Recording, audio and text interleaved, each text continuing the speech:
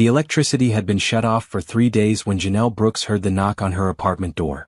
She was sitting on the threadbare carpet in the dim afternoon light, trying to soothe 3 crying 1-year-olds at once. Caleb had a fever.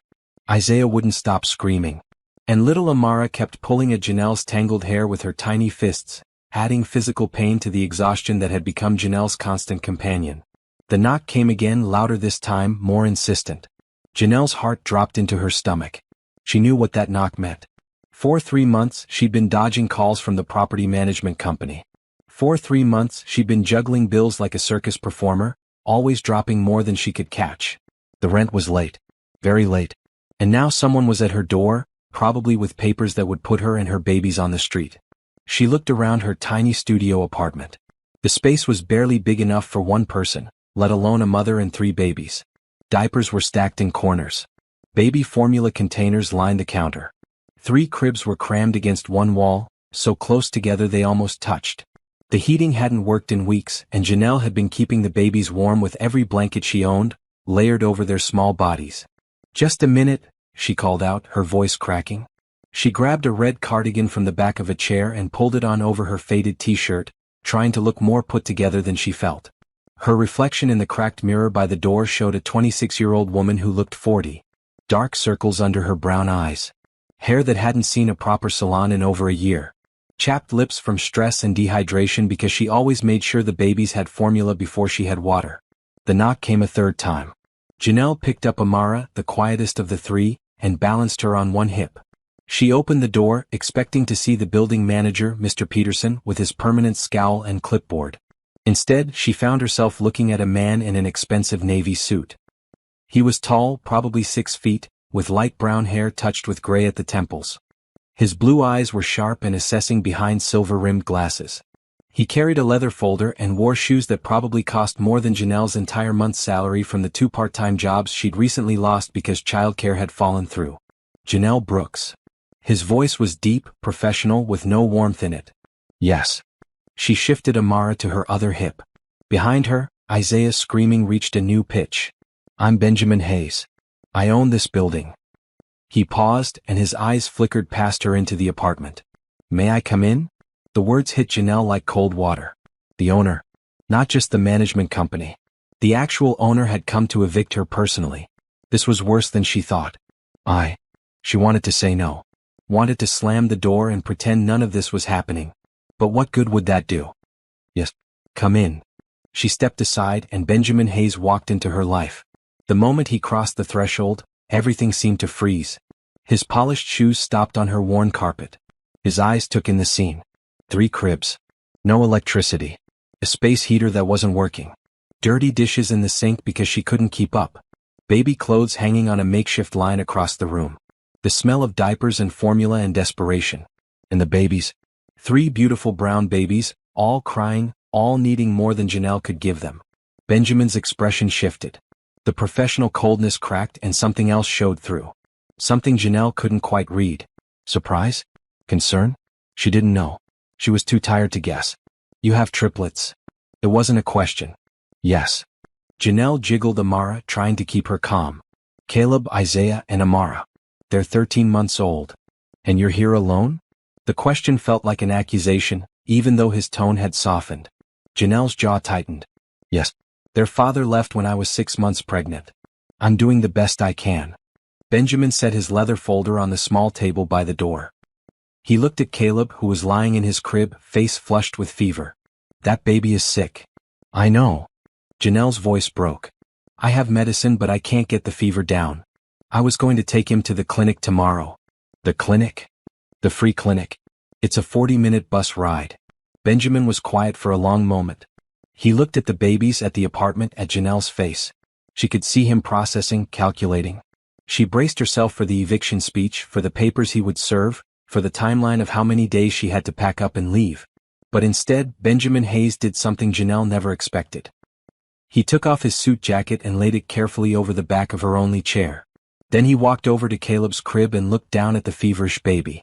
"May I?" He gestured to Caleb. Janelle blinked. "May you what?" "Pick him up. Check him." She didn't know what to say, so she just nodded. Benjamin lifted Caleb gently from the crib. The baby whimpered but didn't cry harder. Benjamin felt Caleb's forehead, looked at his glassy eyes, checked his breathing. His movements were competent, like he'd done this before. "He needs to see a doctor today, not tomorrow," Benjamin said. "And this apartment is too cold for sick children. For any children." "I know." Janelle felt tears burning her eyes. "I know, okay? I know I'm failing them. I know this place is terrible. I know I'm behind on rent. I know you're here to kick us out. I get it. But I don't have anywhere else to go and I don't have any money and I'm trying so hard, but it's never enough. It's never enough." The words poured out and then the tears came too. Janelle couldn't stop them. She'd been holding everything in for so long, and now this stranger, this wealthy man who owned her building and was about to make her homeless, was standing in her terrible apartment holding her sick baby, and she couldn't pretend anymore that she was managing. She wasn't managing. She was drowning. Benjamin carefully placed Caleb back in the crib and turned to face Janelle. His expression had changed completely. The cold businessman was gone. In his place was someone else entirely. "Miss Brooks," he said quietly, "I didn't come here to kick you out." Janelle wiped her eyes with the back of her hand. "You didn't?" "I came here because the property management company filed paperwork to evict you, and I always review eviction cases personally before they proceed. I don't believe in putting people on the street without understanding the situation first." He paused. "And now that I understand your situation, I'm not going to evict you." Janelle stared at him. "You're not?" "No." Benjamin looked around the apartment again. "But you can't stay here either. This place isn't suitable for 3 babies. The heating doesn't work, the space is too small, and you clearly need more help than you're getting." Hope and fear warred in Janelle's chest. "I don't understand. What are you saying?" Benjamin pulled out his phone and made a quick call. "Richard, I need you to handle the downtown meeting this afternoon. Something's come up." He listened for a moment. "No, it can't wait. Reschedule everything." He hung up and looked back at Janelle. "Miss Brooks, I'm going to make you an offer, and I need you to listen carefully before you respond. Could you imagine being in Janelle's position, desperate and alone with 3 babies, facing homelessness? What would you do if a stranger offered to change your life? Drop a comment below with your thoughts, and don't forget to subscribe for more heartwarming stories that will restore your faith in humanity." Janelle's arms tightened around Amara. She didn't dare hope. Hope had let her down too many times before. "What kind of offer?" "I own several properties in this city. One of them is a 3-bedroom house about 20 minutes from here. It's been vacant for 2 months because I've been renovating it between tenants. The renovation is finished, but I haven't listed it yet." He paused. "I want you and your children to live there." Janelle's breath caught. "I can't afford a 3-bedroom house. I can't even afford this studio." "You won't be paying rent." "Not at first. Consider it part of a job offer." "A job offer?" Benjamin nodded. "I need someone to manage my residential properties. Handle tenant communications, coordinate repairs, process applications. It's a full-time position that can be done mostly from home, which means you can be with your children. The salary is $45,000 a year, plus benefits including health insurance." Janelle felt dizzy. This couldn't be real. Things like this didn't happen to people like her. "Why would you offer me this? You don't know anything about me. I know you're 3 months behind on rent because you lost your childcare and then lost your jobs. I know you're raising 3 babies alone in impossible circumstances. I know you haven't given up even though most people would have." Benjamin's voice was firm. "I also know that my property management has been a disaster lately because my current manager is incompetent. I've been looking for someone new, someone who understands what it's like to struggle, someone who will treat my tenants with compassion. I think you're that person." Isaiah's crying finally started to quiet. Caleb had fallen into a fitful sleep. Amara tucked her head against Janelle's shoulder. Janelle wanted to say yes. Every fiber of her being wanted to say yes. But the practical part of her brain, the part that had been burned too many times, held her back. "What if I'm not good at the job? What if I fail? Then we'll figure it out." "But I don't think you will." Benjamin picked up his leather folder and pulled out a business card. "I'm not doing this out of pity, Miss Brooks. I'm doing it because I need someone and you need an opportunity. This is business. But it's also the right thing to do." The right thing to do. When was the last time someone had done the right thing for Janelle without expecting something in return? She looked at her babies. At the cramped, cold apartment. At the life she'd been trying to build on a foundation of sand. And she looked at Benjamin Hayes, this stranger in an expensive suit who had walked into her disaster and offered her a lifeline instead of condemnation. "Okay," she whispered. "Okay. Yes." Louder this time. Yes, I accept. All of it. The house, the job, everything. Thank you. Something flickered in Benjamin's eyes. Relief? Satisfaction? Good. Now, first things first. We need to get Caleb to a doctor. I'll drive you to the urgent care center. It's faster than the emergency room. I don't have a car seat. I'll have 3 delivered to the house this afternoon. He was already pulling out his phone again. Can you pack a bag for each of the babies? Enough for a few days. My assistant will arrange for movers to get the rest of your things tomorrow. Janelle's head was spinning. This was happening so fast. Too fast.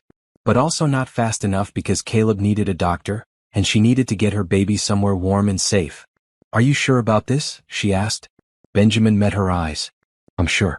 Are you? Janelle thought about Trevor, the baby's father, who had promised to stand by her and then vanished the moment things got hard. She thought about her own parents, who had disowned her when she refused to give the babies up for adoption. She thought about every boss who had fired her for missing work when the babies were sick, every landlord who had turned her away, every person who had seen her struggling and looked the other way. And now here was Benjamin Hayes, offering help without conditions, without judgment. She adjusted Amara on her hip and nodded. Yes, I'm sure. Then let's get moving. Your new life starts today. The urgent care center was nothing like the free clinic Janelle was used to. The waiting room had comfortable chairs, recent magazines, and a children's play area. The receptionist smiled warmly when Benjamin walked in carrying Caleb, with Janelle following behind, holding Isaiah and Amara. Mr. Hayes, the receptionist greeted him by name. How can we help you today? This baby has a fever and needs to be seen immediately. Benjamin's voice carried the kind of authority that made things happen. Within 10 minutes, they were in an examination room. A doctor listened to Caleb's chest, looked in his ears, and diagnosed an ear infection. She prescribed antibiotics and children's fever reducer, then checked Isaiah and Amara to make sure they weren't sick too. The other 2 are healthy, just a little underweight, the doctor said gently. Make sure they're getting enough calories. And the ear infection should clear up with the antibiotics within a few days. Benjamin handed the doctor his insurance card. Janelle started to protest, but he shook his head. The job comes with health benefits. Consider this an advance on that. At the pharmacy, Benjamin didn't hesitate when the pharmacist rang up $200 for the medications. He pulled out a credit card and paid without blinking. Then he added children's vitamins, teething gel, and baby pain reliever to the order. You don't have to do all this, Janelle said quietly. Yes, I do. Benjamin loaded the pharmacy bags into his car, a sleek silver sedan that probably cost more than Janelle had earned in her entire life. Those babies need medicine. You need supplies. This isn't charity. This is basic human decency. The drive to the new house took 15 minutes through tree-lined streets in a neighborhood Janelle had never been able to afford. The houses here had front yards, real driveways, and cars that weren't held together with duct tape and prayer. Kids rode bikes on the sidewalks. People walked dogs. It looked like the kind of place where families actually thrived. Benjamin pulled into the driveway of a charming brick house with a red front door and a small porch. This is it. Janelle stared. This is the house? This is your house. For as long as you need it. He unlocked the front door and held it open. Janelle walked inside, still holding Isaiah and Amara, with Caleb drowsy in Benjamin's arms after his medicine. The interior took her breath away. Hardwood floors. Fresh paint. A living room with actual furniture. A kitchen with appliances that looked new. Sunlight streamed through clean windows. The air smelled like fresh paint and possibility instead of diapers and defeat. The bedrooms are upstairs, Benjamin said. The master is yours. The other 2 can be for the babies. Janelle followed him up the carpeted stairs. The master bedroom was twice the size of her entire studio apartment. It had a queen bed with a blue comforter, a dresser, and even a small desk by the window. The 2 other bedrooms were smaller but still spacious, both painted in soft yellow with closet space and overhead lights that actually worked. I know it's empty now, Benjamin said, watching Janelle's face. But the cribs and supplies I ordered will be delivered this afternoon. I got 3 cribs, high chairs, a changing table, everything the store manager recommended for triplets. Janelle felt tears threatening again.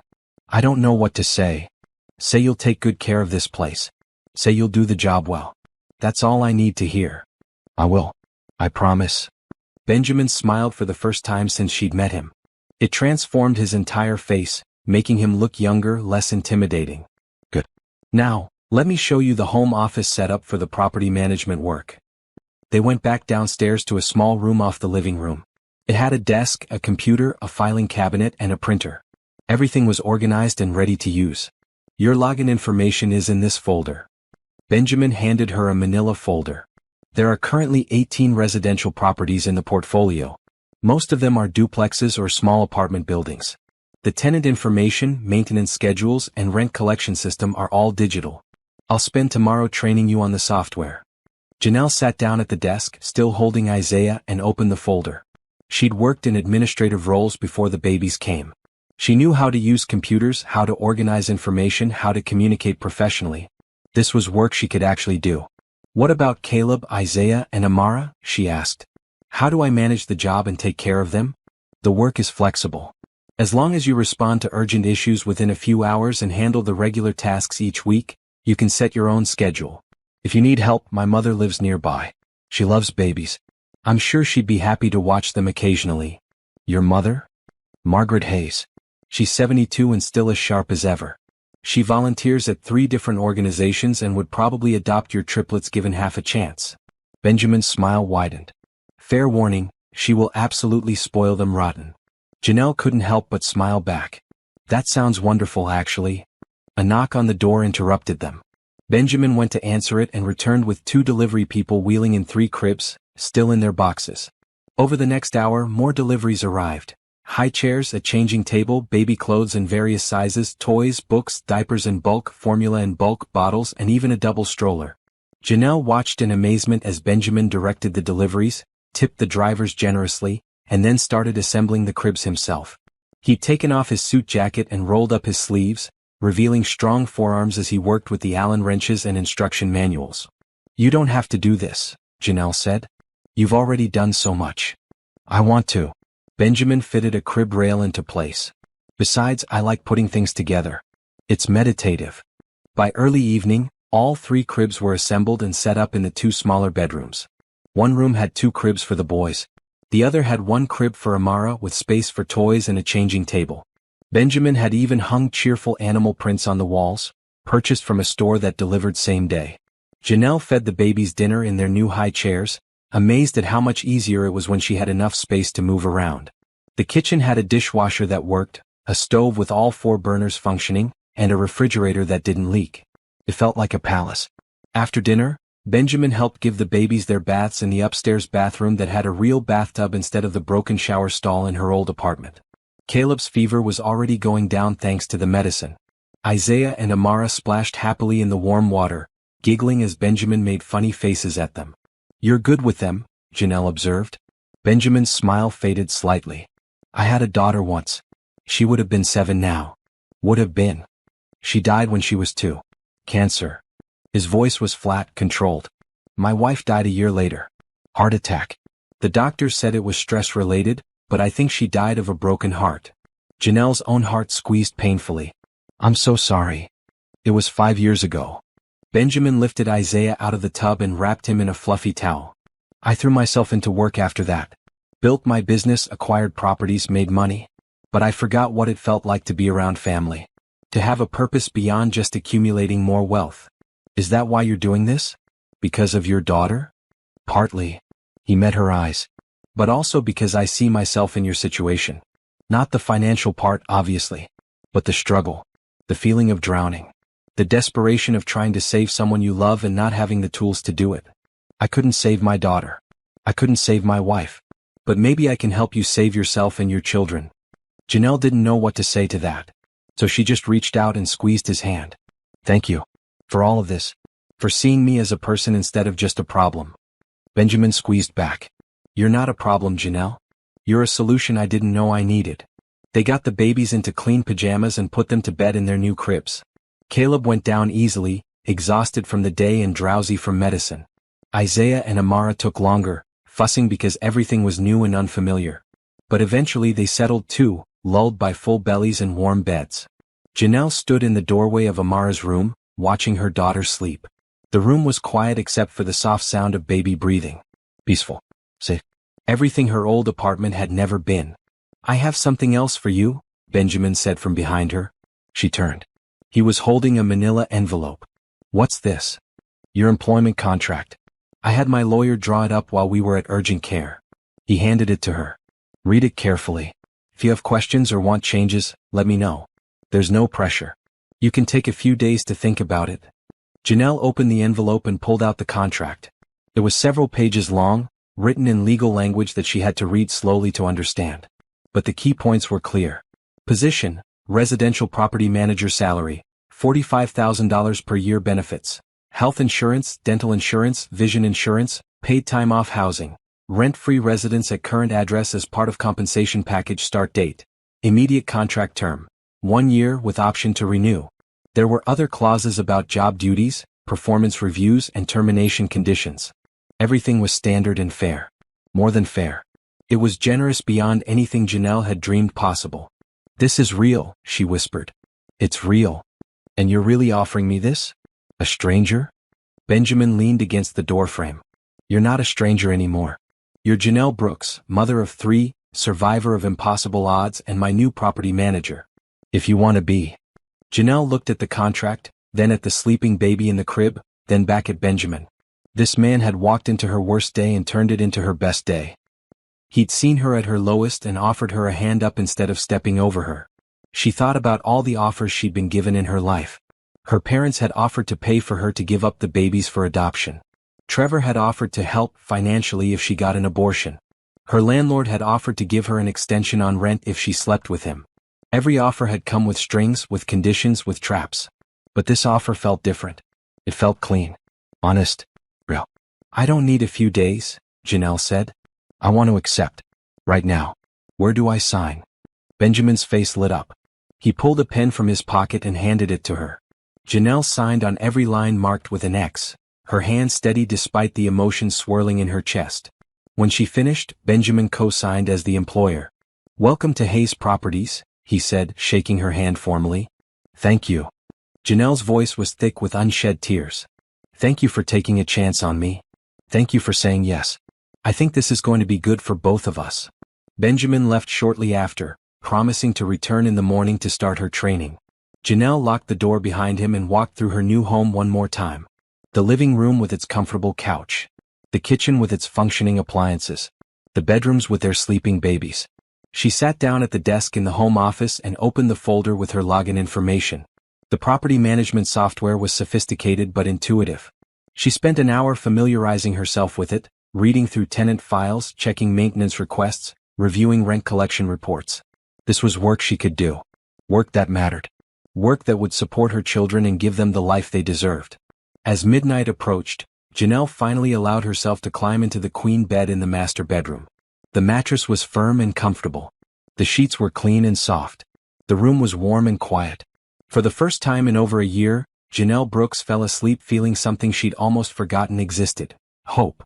Morning came with sunshine streaming through curtains that actually blocked most of the light. Janelle woke slowly, disoriented for a moment by the unfamiliar room. Then memory flooded back and she sat up quickly, listening for the babies. Silence. That couldn't be right. The triplets always woke her with crying before dawn.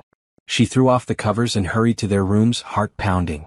All 3 babies were still asleep, peaceful in their cribs. The rooms were the perfect temperature. The cribs were comfortable. They were simply sleeping well for the first time in months because they were finally somewhere safe and warm. Janelle leaned against the doorframe, watching them breathe. Caleb's fever was gone. Isaiah's face was relaxed instead of scrunched up in discomfort. Amara had her thumb in her mouth, her tiny chest rising and falling steadily. They were okay. More than okay. They were thriving already. A knock on the front door made Janelle jump. She glanced at the clock, 7:30 in the morning. She pulled on her red cardigan and hurried downstairs, hoping the noise wouldn't wake the babies. Benjamin stood on the porch holding 2 large coffee cups and a paper bag. He was dressed more casually today in dark jeans and a green button-down shirt. Without the suit he looked younger, more approachable. Good morning, he said. I brought coffee and breakfast. Hope you're hungry. Janelle stepped aside to let him in. The babies are still sleeping. That's good. Means they're comfortable. He set the coffee and bag on the kitchen counter. I got you a vanilla latte and some bagels. I wasn't sure what you liked, so I got a variety. This is perfect. Janelle wrapped her hands around the warm coffee cup, inhaling the rich aroma. Real coffee, not the instant kind she'd been surviving on. Thank you. They sat at the kitchen table and Benjamin pulled several file folders from his messenger bag. I thought we'd start with an overview of the properties today. Get you familiar with the portfolio before we dive into the software. For the next 2 hours they went through every property. Benjamin explained the tenant demographics, the maintenance histories, the rental rates. He showed her photos of each building, maps of their locations and contact information for the contractors he used for repairs.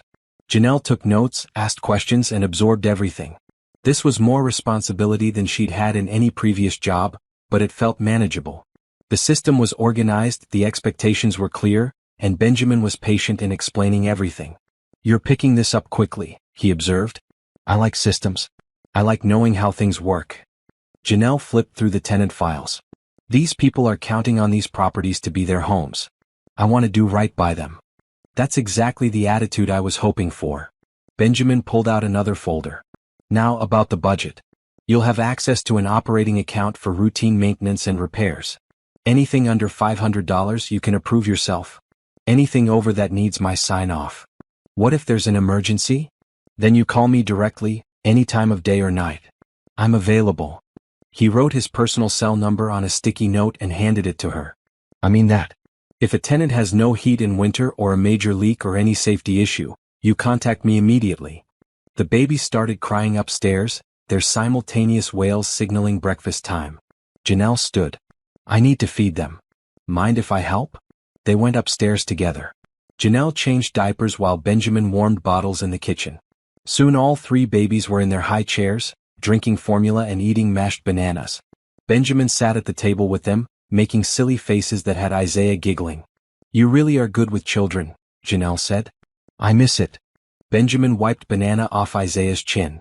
The house has been too quiet for too long. Tell me more about your daughter. If you want to. Benjamin was quiet for a moment, his hand stilling on Isaiah's head.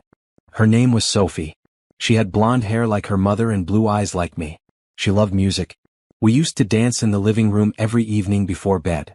She sounds beautiful. She was. His voice was soft. She was diagnosed with leukemia at 18 months. We tried everything. Chemotherapy, clinical trials, experimental treatments. But nothing worked. She died 2 weeks after her 2nd birthday. Janelle's throat tightened. I can't imagine that pain. My wife Ellen never recovered. She stopped sleeping, stopped eating. She died of a heart attack 11 months later. The doctor said her heart just gave out. She was only 32. Benjamin looked up, his eyes bright with unshed tears. I was angry for a long time. Angry at God, at the universe, at myself for not being able to save them. How did you move forward? Work. Money. Busyness. I built an empire to distract myself from the emptiness. He gave a sad smile. But empires are cold comfort at night. You can't hug a bank account. You can't laugh with a stock portfolio. Janelle reached across the table and took his hand. I'm glad you came to my apartment yesterday. I think we needed each other. Benjamin squeezed her hand. I think you're right. They spent the rest of the morning setting up Janelle's workstation. Benjamin walked her through the property management software, showing her how to log maintenance requests, track rent payments, communicate with tenants and schedule inspections. The system was comprehensive but user-friendly.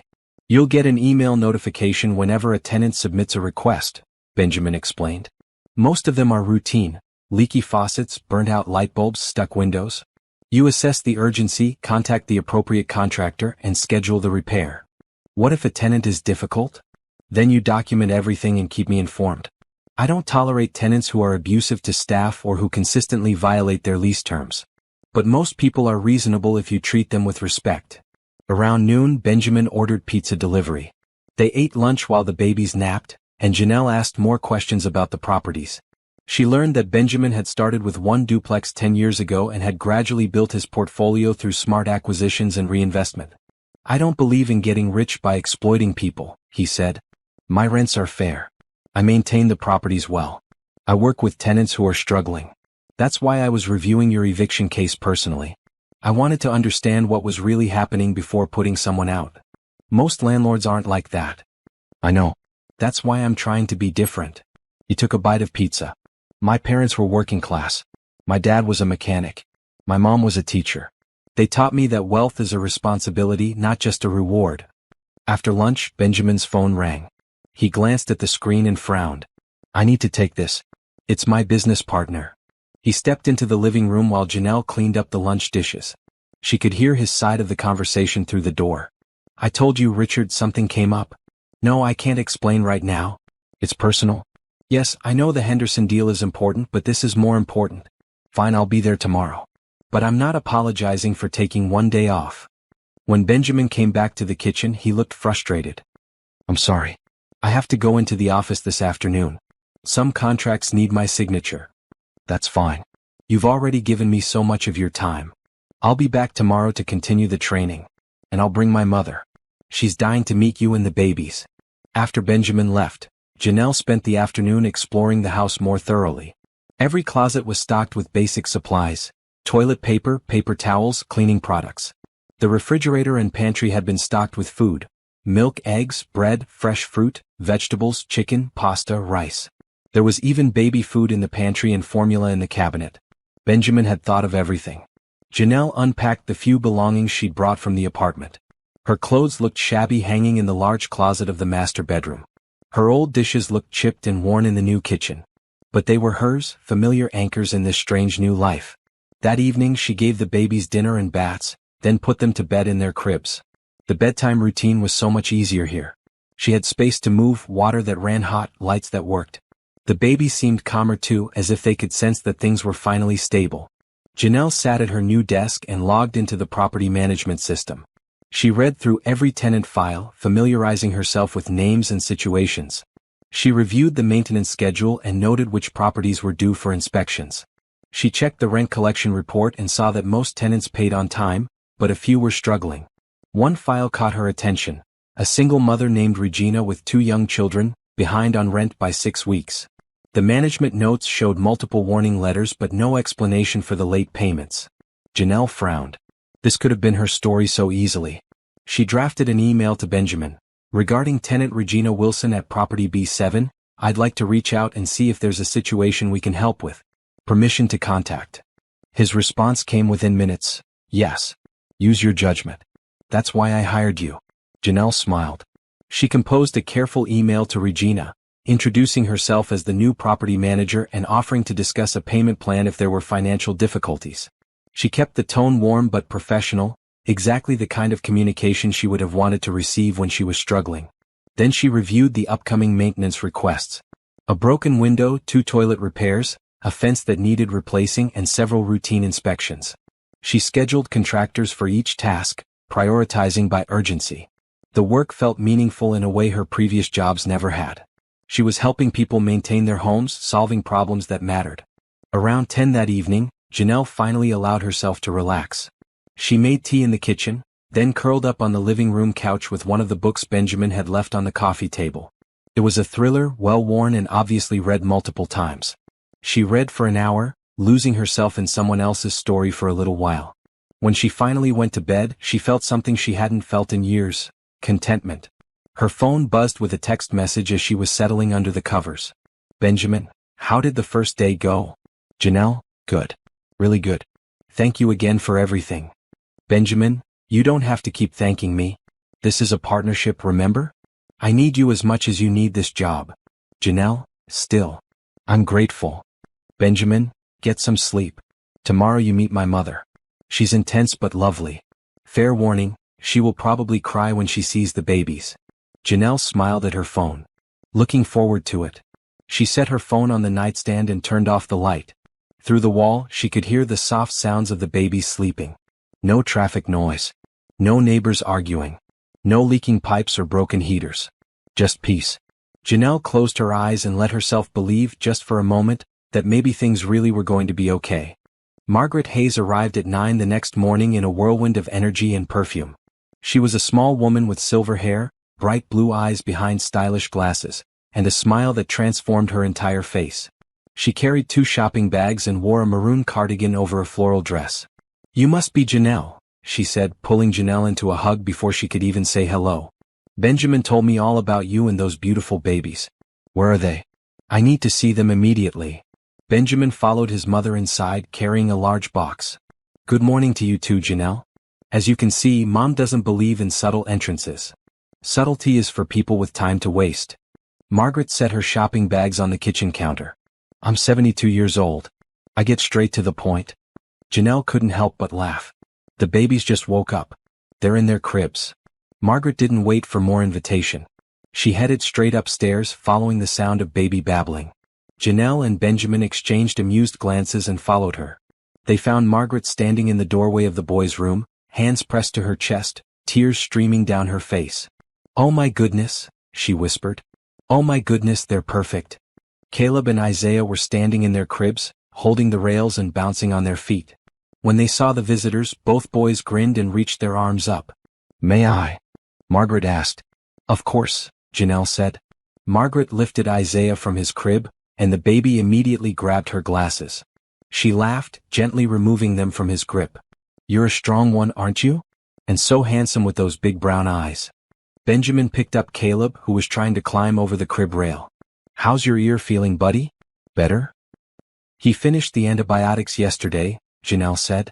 "No more fever."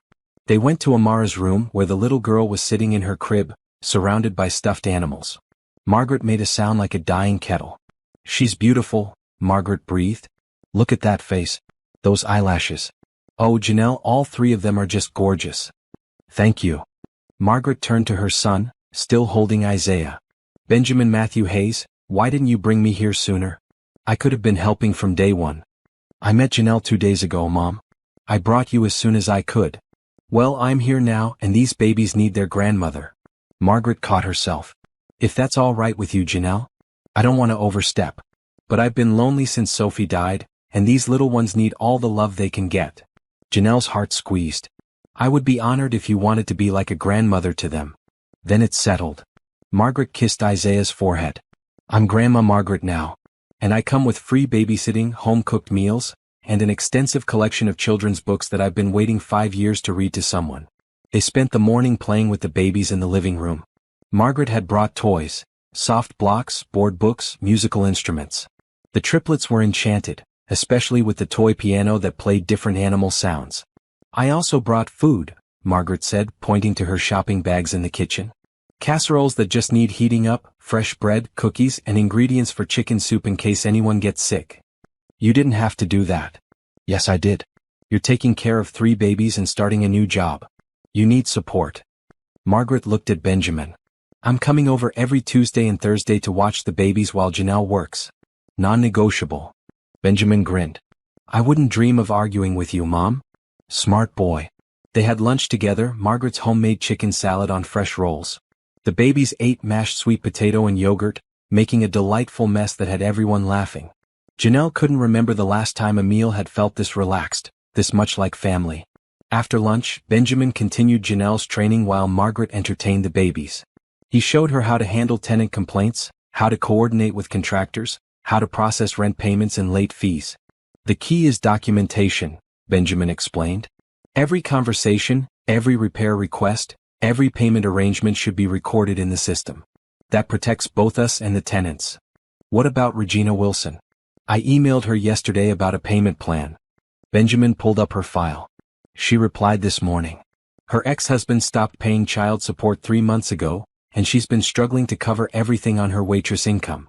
She wants to meet with you to discuss options. Can we set up a payment plan? Maybe reduce the late fees?" "That's your call. You're the property manager." Benjamin smiled. "But I think it's a good idea. She's been a reliable tenant for 2 years before this."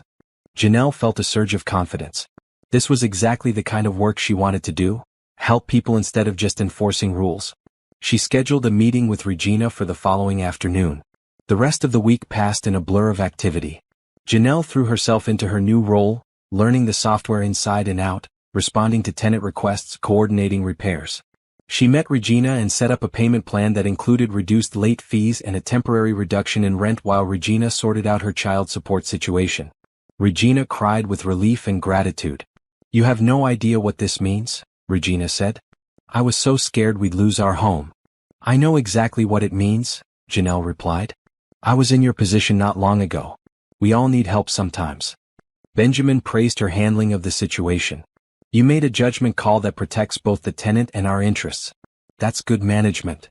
Margaret came every Tuesday and Thursday as promised, arriving with food and toys and boundless energy. The babies adored her. Caleb would toddle over as soon as she arrived, arms up for a hug. Isaiah loved when she sang to him. And Amara would sit in her lap for hours, content just to be held. "You're a natural grandmother," Janelle told her one afternoon. "I've been waiting to be a grandmother again." Margaret wiped her eyes. "When Sophie died, I thought that door had closed forever. And then Benjamin never remarried, never dated, just worked himself into the ground. I was so worried about him. He seems happier now." "He is. I can see it." Margaret looked at Janelle carefully. "You're good for him. Both of you are healing each other." Janelle felt heat rise in her cheeks. "We're just friends. For now." Margaret patted her hand. "But I've seen how he looks at you and these babies. He's coming back to life." Janelle didn't know what to say to that. She'd noticed Benjamin's visits becoming more frequent. He'd drop by after work to check on them, often staying for dinner. He'd play with the babies, help with bedtime, fix things around the house that didn't really need fixing. He seemed reluctant to leave, always finding one more reason to stay a little longer. And Janelle found herself looking forward to his visits. The house felt warmer when he was there. The babies laughed more. She laughed more. They'd fallen into an easy rhythm, working together on property issues during the day and sharing meals in the evening like an old married couple. But she was afraid to read too much into it. Benjamin was her boss, her benefactor, the man who had saved her from homelessness. She couldn't risk their professional relationship by developing feelings. Even if those feelings were already growing, taking root in the fertile soil of gratitude and companionship. At the end of the third week, Benjamin arrived on a Saturday morning with a surprise. A minivan. "What's this?" Janelle asked, staring at the dark blue vehicle in the driveway. "Transportation. You can't keep taking the bus with 3 babies." Benjamin dangled the keys. "It's used but reliable. The car seats are already installed." "Benjamin, I can't accept a car. It's not a gift. It's a work vehicle. You need transportation to inspect properties and meet with tenants." He pressed the keys into her hand. "Please. It's practical." Janelle looked at the van, then at the babies playing in the yard under Margaret's supervision, then back at Benjamin. "You've given me so much already. And you've given me something I thought I'd lost forever. Purpose. Family. Joy." His voice was soft. "Please stop acting like you're taking advantage of me. This is mutual." "Okay." Janelle closed her fingers around the keys. "Thank you." "You're welcome. Now how about we take it for a test drive? There's a park about 15 minutes from here with a great playground. The babies would love it." They loaded the triplets into their car seats. Margaret decided to join them and they all drove to the park. It was a beautiful late spring day, warm and sunny with a light breeze. The park had swings, slides, a sandbox and plenty of other families enjoying the weather. Janelle pushed Amara on the baby swing while Benjamin took the boys down the slide. Margaret spread a blanket under a tree and set out snacks she'd packed. Other parents smiled at them, probably assuming they were a family, grandmother, parents and 3 adorable toddlers. And for a moment, Janelle let herself pretend it was true. "They look happy," Margaret said, watching Benjamin chase Isaiah around the playground while Caleb clung to his leg. "They do. So do you." Janelle smiled. "I'm happy. For the first time in a long time, I'm actually happy." "Good. You deserve it." Margaret squeezed her hand. "All of you deserve it." As the afternoon wore on, Janelle felt something shift inside her. This wasn't just a job anymore. This wasn't just a temporary arrangement until she got back on her feet. This was becoming something deeper, something that scared her as much as it thrilled her. She was falling for Benjamin Hayes. And she had no idea if he felt the same way or if she was just reading too much into his kindness. But as she watched him lift Caleb onto his shoulders and make the boy giggle with delight, she knew one thing for certain. She didn't want this to end. What would you do if you found yourself falling for the person who saved you from your darkest moment? Is it possible to separate gratitude from genuine love? Share your thoughts in the comments, and don't forget to subscribe for the next chapter where Janelle's feelings get even more complicated. The summer heat arrived in waves, but the house Benjamin had provided had central air conditioning that worked perfectly. Janelle had never lived anywhere with functional AC before. She'd spent previous summers sweating through sticky nights, using battery-powered fans that barely moved the thick air. Now the house stayed cool and comfortable, and the baby slept through the night without waking up fussy from the heat. Work was going well. Janelle had fully taken over property management responsibilities, and Benjamin's confidence in her had grown to the point where he rarely questioned her decisions. She'd successfully negotiated 3 new lease agreements, coordinated a major roof repair on one of the duplexes, and resolved a neighbor dispute that had been dragging on for months before she took over. The tenants seemed to appreciate her approach. She was firm about rent collection and property rules, but she was also compassionate about genuine hardships. She'd set up payment plans for 2 other families besides Regina, worked with contractors to keep repair costs reasonable, and responded to maintenance requests quickly and professionally.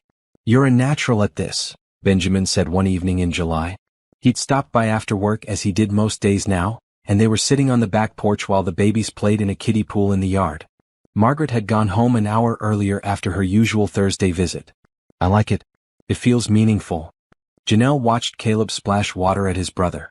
"I like knowing that what I do actually helps people. That's rare. Most property managers just see it as a job."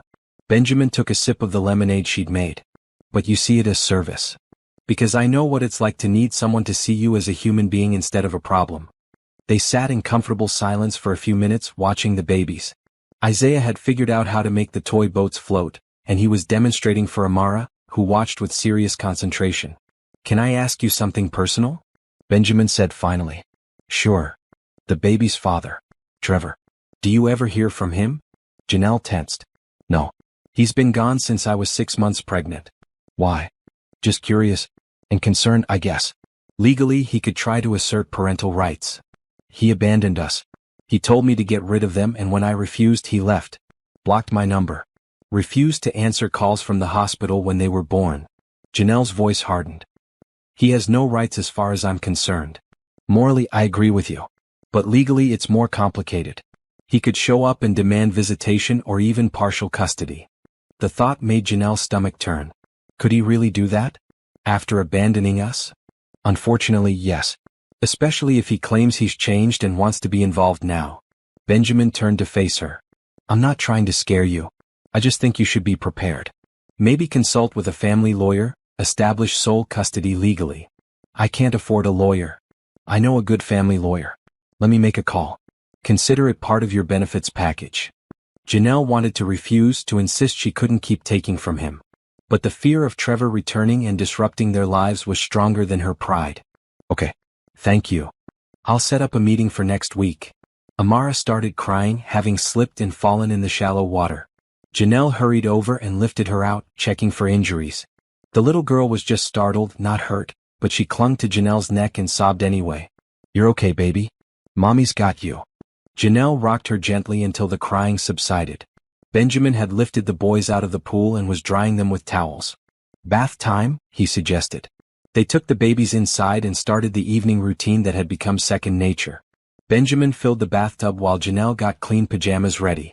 They worked as a team, one person washing while the other dried and dressed. It was efficient and natural, like they'd been doing it together for years instead of weeks. After the babies were in bed, Benjamin didn't leave right away like he usually did. Instead, he helped Janelle clean up the kitchen from dinner, then followed her back out to the porch. "It's nice out here at night," he said, settling into one of the chairs. "It is." Janelle sat beside him. The sky was turning purple and orange as the sun set. Fireflies were starting to appear in the yard, little floating lights in the gathering dusk. "My wife and I used to sit outside like this," Benjamin said quietly. "After Sophie went to bed, we'd spend an hour out on our deck, just talking about our days. I haven't done that with anyone since Ellen died. Do you still miss her?" "Every day. But differently now. The grief used to be sharp like broken glass. Now it's softer. More like an ache than a wound." He looked at Janelle. "You've helped with that. You and the babies. You've reminded me that life goes on, that there's still joy to be found." Janelle felt her heart speed up. "I'm glad we could help." "It's more than that." Benjamin leaned forward, his elbows on his knees. "Janelle, I need to be honest with you about something." "Okay." "When I came to your apartment that day, I was in a bad place. I'd been going through the motions of life for 5 years, making money but not really living. I was lonely. Depressed probably, though I never admitted it. I'd stopped seeing the point of everything. And now I have a reason to get up in the morning. I look forward to coming here, to seeing you and the babies, to being part of something that matters." He met her eyes. "You've changed my life, Janelle. And I think it's important that you know that." Janelle didn't know what to say. Her feelings for Benjamin had been growing steadily, but she'd been afraid to acknowledge them, afraid they were one-sided, afraid she was just transferring gratitude into something else. But the way he was looking at her now, with such openness and vulnerability, made her wonder if maybe he felt it too. "You've changed my life too," she said softly. "Obviously. You saved us. But it's more than that. You've shown me what kindness looks like, what it means to help someone without expecting anything in return. You've given me hope." "I don't want you to feel obligated to me," Benjamin said quickly, "or grateful in a way that makes you uncomfortable. Our professional relationship is important, and I don't want to mess that up." "You're not messing anything up." "Good. Because I care about you. And I care about Caleb, Isaiah, and Amara. More than I probably should, given that I'm technically your employer." Janelle smiled. "Technically. I just needed you to know where I stand. I'm not expecting anything. I just wanted to be honest." "I appreciate that." They sat together as the night deepened, talking about easier things. Property management issues, funny stories about the babies, Margaret's latest baking experiments. But something had shifted between them, an acknowledgement of feelings that hung in the air like possibility. When Benjamin finally left around 10, he hesitated at the door. "Janelle?" "Yeah. Would you and the babies like to come to my house for dinner this weekend? My mom will be there too. Nothing fancy, just a meal. A chance for you to see where I live. We'd love that." His smile was bright enough to light the porch. "Great. Saturday at 6. Perfect." After he left, Janelle locked the door and leaned against it, her heart pounding. This was happening. Whatever this was between them, it was real and growing, and she didn't know where it would lead, but for the first time in her life she wasn't afraid of the uncertainty. The rest of the week passed quickly. Janelle met with the family lawyer Benjamin had recommended, a sharp woman named Patricia who listened to her story and immediately filed paperwork to establish sole legal custody. "Trevor's abandonment works in your favor," Patricia explained. "But it's better to have the legal documentation now rather than waiting for him to show up and cause problems." Margaret came for her usual Thursday visit and immediately noticed something different. "What happened? You're glowing." "Nothing happened. Janelle Brooks, I raised a son. I know when something is up." "Spill." So Janelle told her about the conversation with Benjamin, about the dinner invitation for Saturday. Margaret's face lit up like Christmas morning. "I knew it. I told you he was falling for you. We're just friends. Friends who are falling in love." Margaret hugged her. "Oh honey, this is wonderful. Benjamin needs this. You both need this. What if it's too soon? What if I'm reading too much into it?" "Then you're reading too much into it. But I don't think you are. I've watched my son around you. He's different. Lighter. The man I knew before Ellen died is coming back." Saturday arrived with clear skies and comfortable temperatures. Janelle dressed carefully, choosing a blue sundress that Margaret had helped her buy on a shopping trip the previous week. She put the babies in matching green outfits that made them look adorable. "We're just going to dinner," she told herself in the mirror. "This is not a date. We're just friends having dinner." But her racing heart suggested otherwise. Benjamin's house was in an upscale neighborhood about 30 minutes away. It was a large 2-story home with a perfectly manicured lawn, a circular driveway, and windows that gleamed in the late afternoon sun. Janelle felt suddenly out of place, remembering the vast difference between her world and Benjamin's. But when he opened the door, his face lighting up at the sight of them, all her nervousness melted away. Come in, come in." He took Amara from Janelle's arms and kissed the little girl's head. "Mom's already here. She's been cooking all afternoon." The interior of the house was beautiful but not ostentatious. Hardwood floors, comfortable furniture, family photos on the walls. Janelle noticed pictures of Benjamin with a blonde woman and a small girl, clearly his late wife and daughter. But instead of making the house feel sad, the photos made it feel lived in and loved. Margaret emerged from the kitchen wearing an apron covered in flour. "You're here. Perfect timing. Dinner will be ready in 20 minutes. The babies were delighted by the new space. Benjamin had set up a play area in the living room with toys and soft mats. Caleb and Isaiah immediately gravitated toward a toy train set, while Amara became fascinated with a set of stacking cups. Dinner was in a dining room with a table big enough for 8 people. Margaret had made roasted chicken, mashed potatoes, green beans, and homemade rolls. For the babies, she'd prepared mashed vegetables and cut up fruit. "This is amazing," Janelle said after her first bite. "Thank you, dear. I haven't cooked for a crowd in too long." Margaret beamed. "It's nice to have people to feed again." They ate and talked and laughed. Benjamin told stories about his childhood that had Margaret protesting and correcting details. Janelle shared stories about the baby's first year, the challenges and small victories. The evening felt warm and right, like they all belonged together. After dinner they moved to the living room. Margaret played with the babies while Benjamin showed Janelle around the house. He pointed out the empty bedrooms upstairs, the home office, the master bedroom with its massive windows overlooking the backyard. It's a lot of house for one person, he admitted. It's beautiful. It's lonely. He turned to face her. I bought this place thinking Ellen and I would fill it with kids. We wanted a big family. After Sophie was born we were planning to try for more. But then she got sick and everything else stopped matching. I'm sorry. Don't be. I'm telling you because I want you to understand something. Benjamin took a breath. This house has been empty for 5 years. But being with you and the babies these past 2 months, I've remembered what it feels like to want to come home. To have people waiting who actually care if you show up. Janelle's breath caught. Benjamin? I know it's fast. I know we've only known each other a short time. But I also know how I feel. He reached out and gently touched her hand. I'm falling for you, Janelle. And I'm falling in love with your children. If that's too much, if I'm moving too fast, tell me now and I'll back off. We'll keep things professional. But if there's any chance you feel the same way. Janelle looked up at him, this man who had appeared in her darkest hour and brought light. She thought about all the reasons she should be cautious, should protect herself, should keep emotional distance. But all those reasons felt hollow compared to the truth she'd been trying to ignore. I feel the same way, she whispered. Benjamin's smile was like sunrise. Yeah. I've been trying not to because you're my employer and my benefactor, and I didn't want to confuse gratitude with something else. But it's not gratitude. It's real. It's very real. He leaned down slowly, giving her time to pull away. But Janelle didn't pull away. She met him halfway and when their lips touched, it felt like everything clicked into place. The kiss was gentle, tentative, full of promise. When they pulled apart, Benjamin rested his forehead against hers. I'm not going to mess this up, he said. I promise you, Janelle, I'm going to do this right. We both are.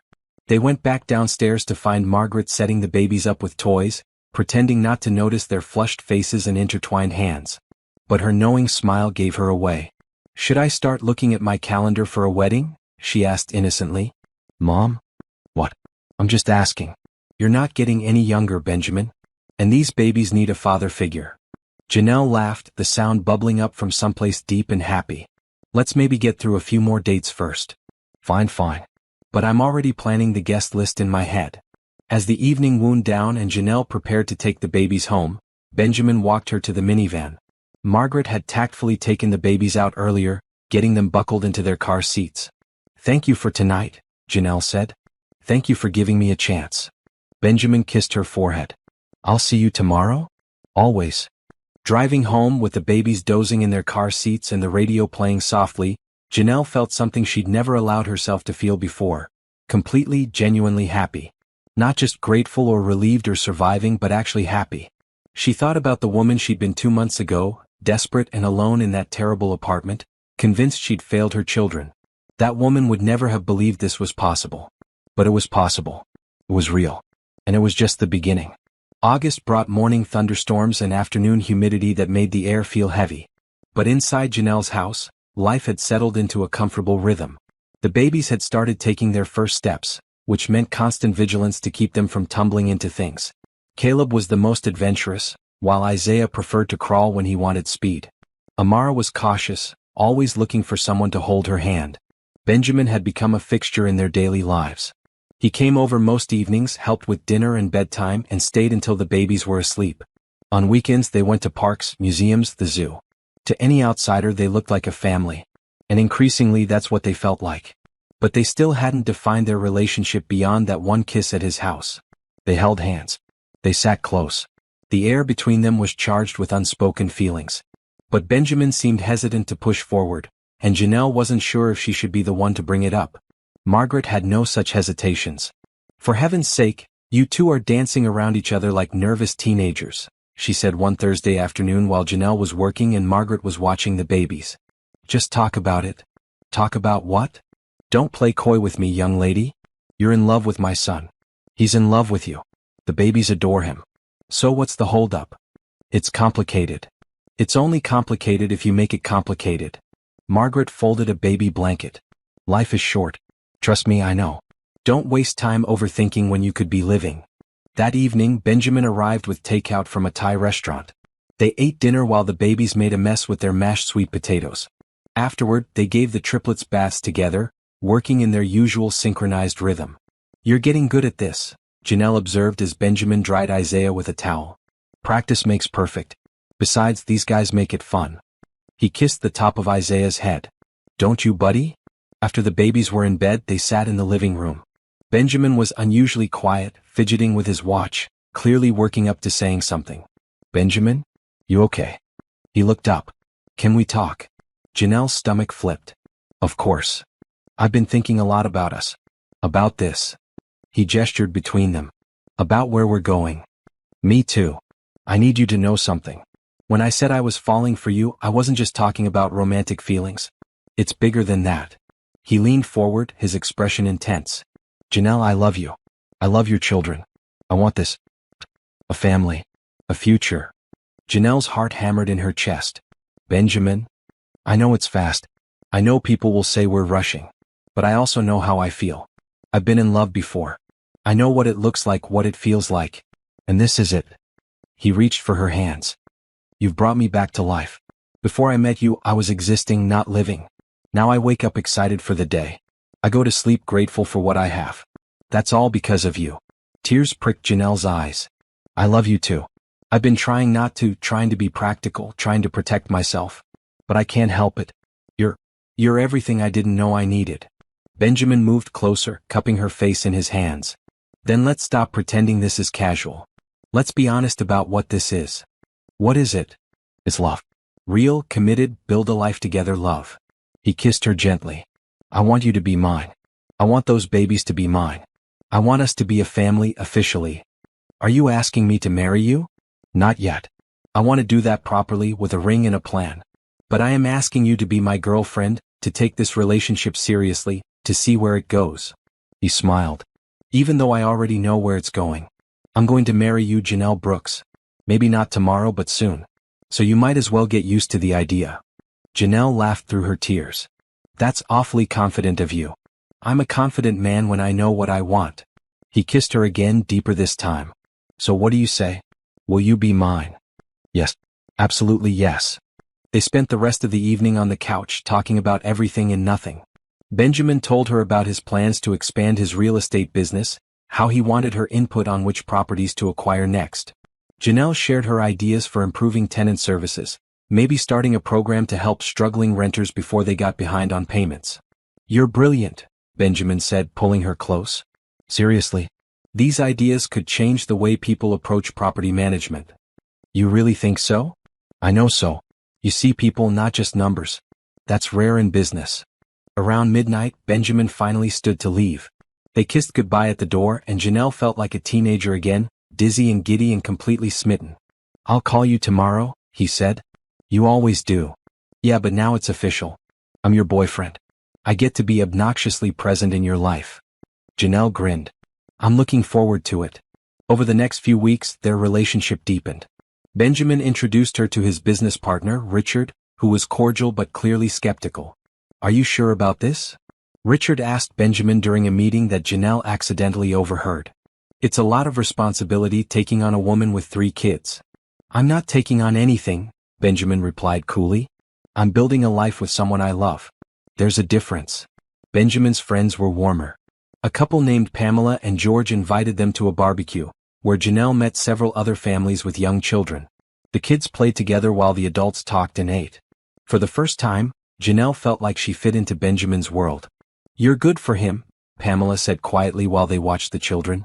"Benjamin was lost after Ellen died. We all tried to help, but he shut everyone out. You brought him back." "He brought me back too," Janelle replied. "Then you're perfect for each other."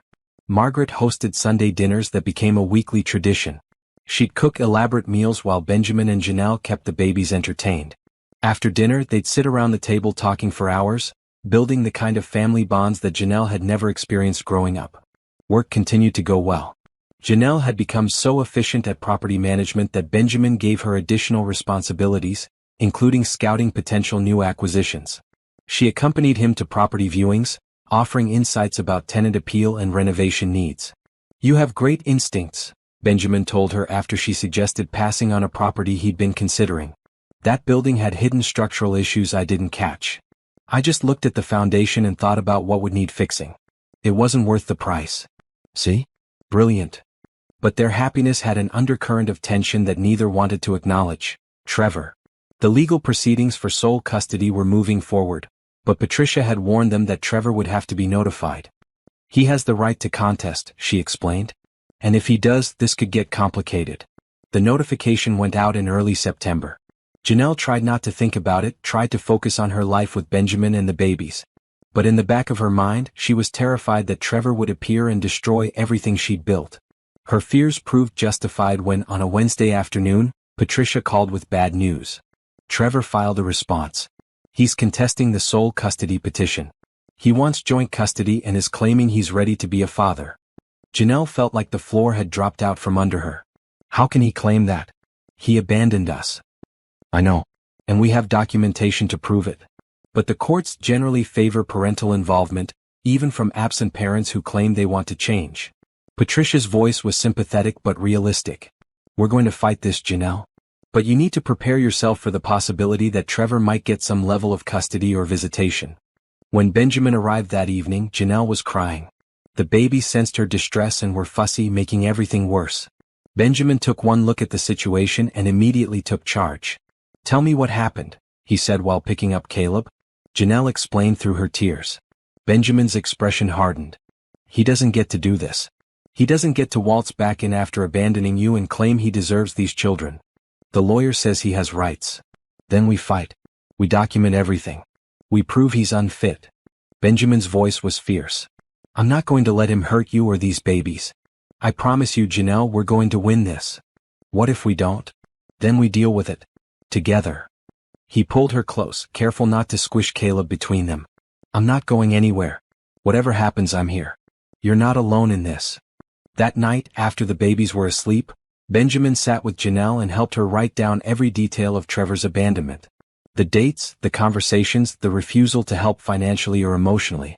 They compiled bank records showing she'd received no child support, phone records showing he'd blocked her number, and text messages from when she was pregnant where he demanded she get rid of the problem. This is good evidence, Benjamin said, reviewing the documents. It shows a clear pattern of abandonment and refusal to be involved. What if the judge doesn't care? The judge will care. Trust me. He kissed her forehead. And even if Trevor gets supervised visitation, that doesn't change what we have. He can't take that away. Janelle wanted to believe him. But the fear sat in her chest like a weight, heavy and cold. She'd worked so hard to build a life for her children, to give them stability and safety. The thought of Trevor disrupting that, of him getting any claim to the babies he'd wanted her to abort, made her physically sick. I need you to be honest with me, she said quietly. Does this change anything? For us. What do you mean? I mean, you're signing up for a lot of drama. A custody battle, a complicated ex, potential legal issues. That's not what you signed up for when you hired me. Benjamin pulled back and looked at her seriously. Janelle, listen to me. I fell in love with you knowing your situation. I fell in love with Caleb, Isaiah, and Amara knowing their father might resurface. None of this is a surprise. And none of it changes how I feel. You're sure? I've never been more sure of anything in my life. He took her hands. We're in this together. Whatever comes, we face it as a team. Trevor doesn't get to break us. The courts don't get to break us. Nothing breaks us. Janelle leaned into his chest, letting his strength shore up her own. I'm scared. I know. But you're also brave. Look at everything you've survived already. You can survive this too. He stroked her hair. And you don't have to survive it alone. You have me. You have my mom. You have Patricia. You have an army of people who love you and these babies. Why are you so good to me? Because you deserve it. Because I love you. Because building a life with you is the best thing I've done since Sophie was born. He pulled back to look at her. You're not a charity case or a project, Janelle. You're the woman I love. The woman I want to build a future with. Trevor showing up doesn't change that. If anything, it makes me more determined to protect what we have. Janelle kissed him, pouring all her gratitude and love and fear into it. When they broke apart, she felt steadier, more grounded. Okay, she said. Let's fight. That's my girl. They spent the next few weeks preparing for the custody hearing. Patricia gathered evidence, interviewed witnesses, and built a comprehensive case showing Trevor's abandonment and Janelle's capable parenting. Margaret wrote a character reference. Benjamin wrote one too, detailing his observations of Janelle's dedication to her children. Through it all, Benjamin was a constant presence. He came over every night, helped with the babies, held Janelle when she cried, and reminded her that she was strong enough to handle this. "I don't know what I'd do without you," she told him one night. "You do exactly what you've always done, survive and thrive. But you don't have to find out because I'm not going anywhere." The night before the custody hearing, Benjamin stayed late. After the babies were asleep, they sat on the back porch under the stars. "Whatever happens tomorrow," Benjamin said, "I want you to know something." "What?" "I'm planning to marry you. I know we haven't talked timelines or specifics, but I want you to know my intentions are serious. I want to adopt Caleb, Isaiah, and Amara. I want us to be a family legally and officially." Janelle's breath caught. "You want to adopt them?" "Of course I do. They're already mine in every way that matters. I want to make it official." He turned to face her. "I know we need to deal with this custody situation first. But after that's settled, I'm going to ask you to marry me properly. And when you say yes, we're going to build the life we both deserve." "When I say yes." "Pretty confident." Benjamin grinned. "I know what I know." Janelle laughed, feeling lighter despite the heavy day ahead. "You're ridiculous." "I'm in love." "There's a difference." They sat together in comfortable silence, holding hands and watching the stars. Tomorrow would bring challenges. But tonight, in this moment, they had each other. And that was enough. The family courthouse was a gray building with two bright fluorescent lights and walls that seemed designed to drain hope. Janelle sat in a hard plastic chair outside the courtroom, flanked by Benjamin on one side and Patricia on the other. Her hands were shaking, so Benjamin held them, rubbing warmth into her cold fingers. "We've got this," he murmured. "Remember, you're a great mother. That's what matters." Across the hallway, Trevor sat with his own lawyer. This was the first time Janelle had seen him in almost 2 years, and the sight of him made her stomach twist. He looked the same, handsome in a polished way with dark skin, close-cut hair, and an expensive suit that probably cost more than Janelle used to make in a month. He'd always been good at appearances. He caught her looking and had the audacity to smile.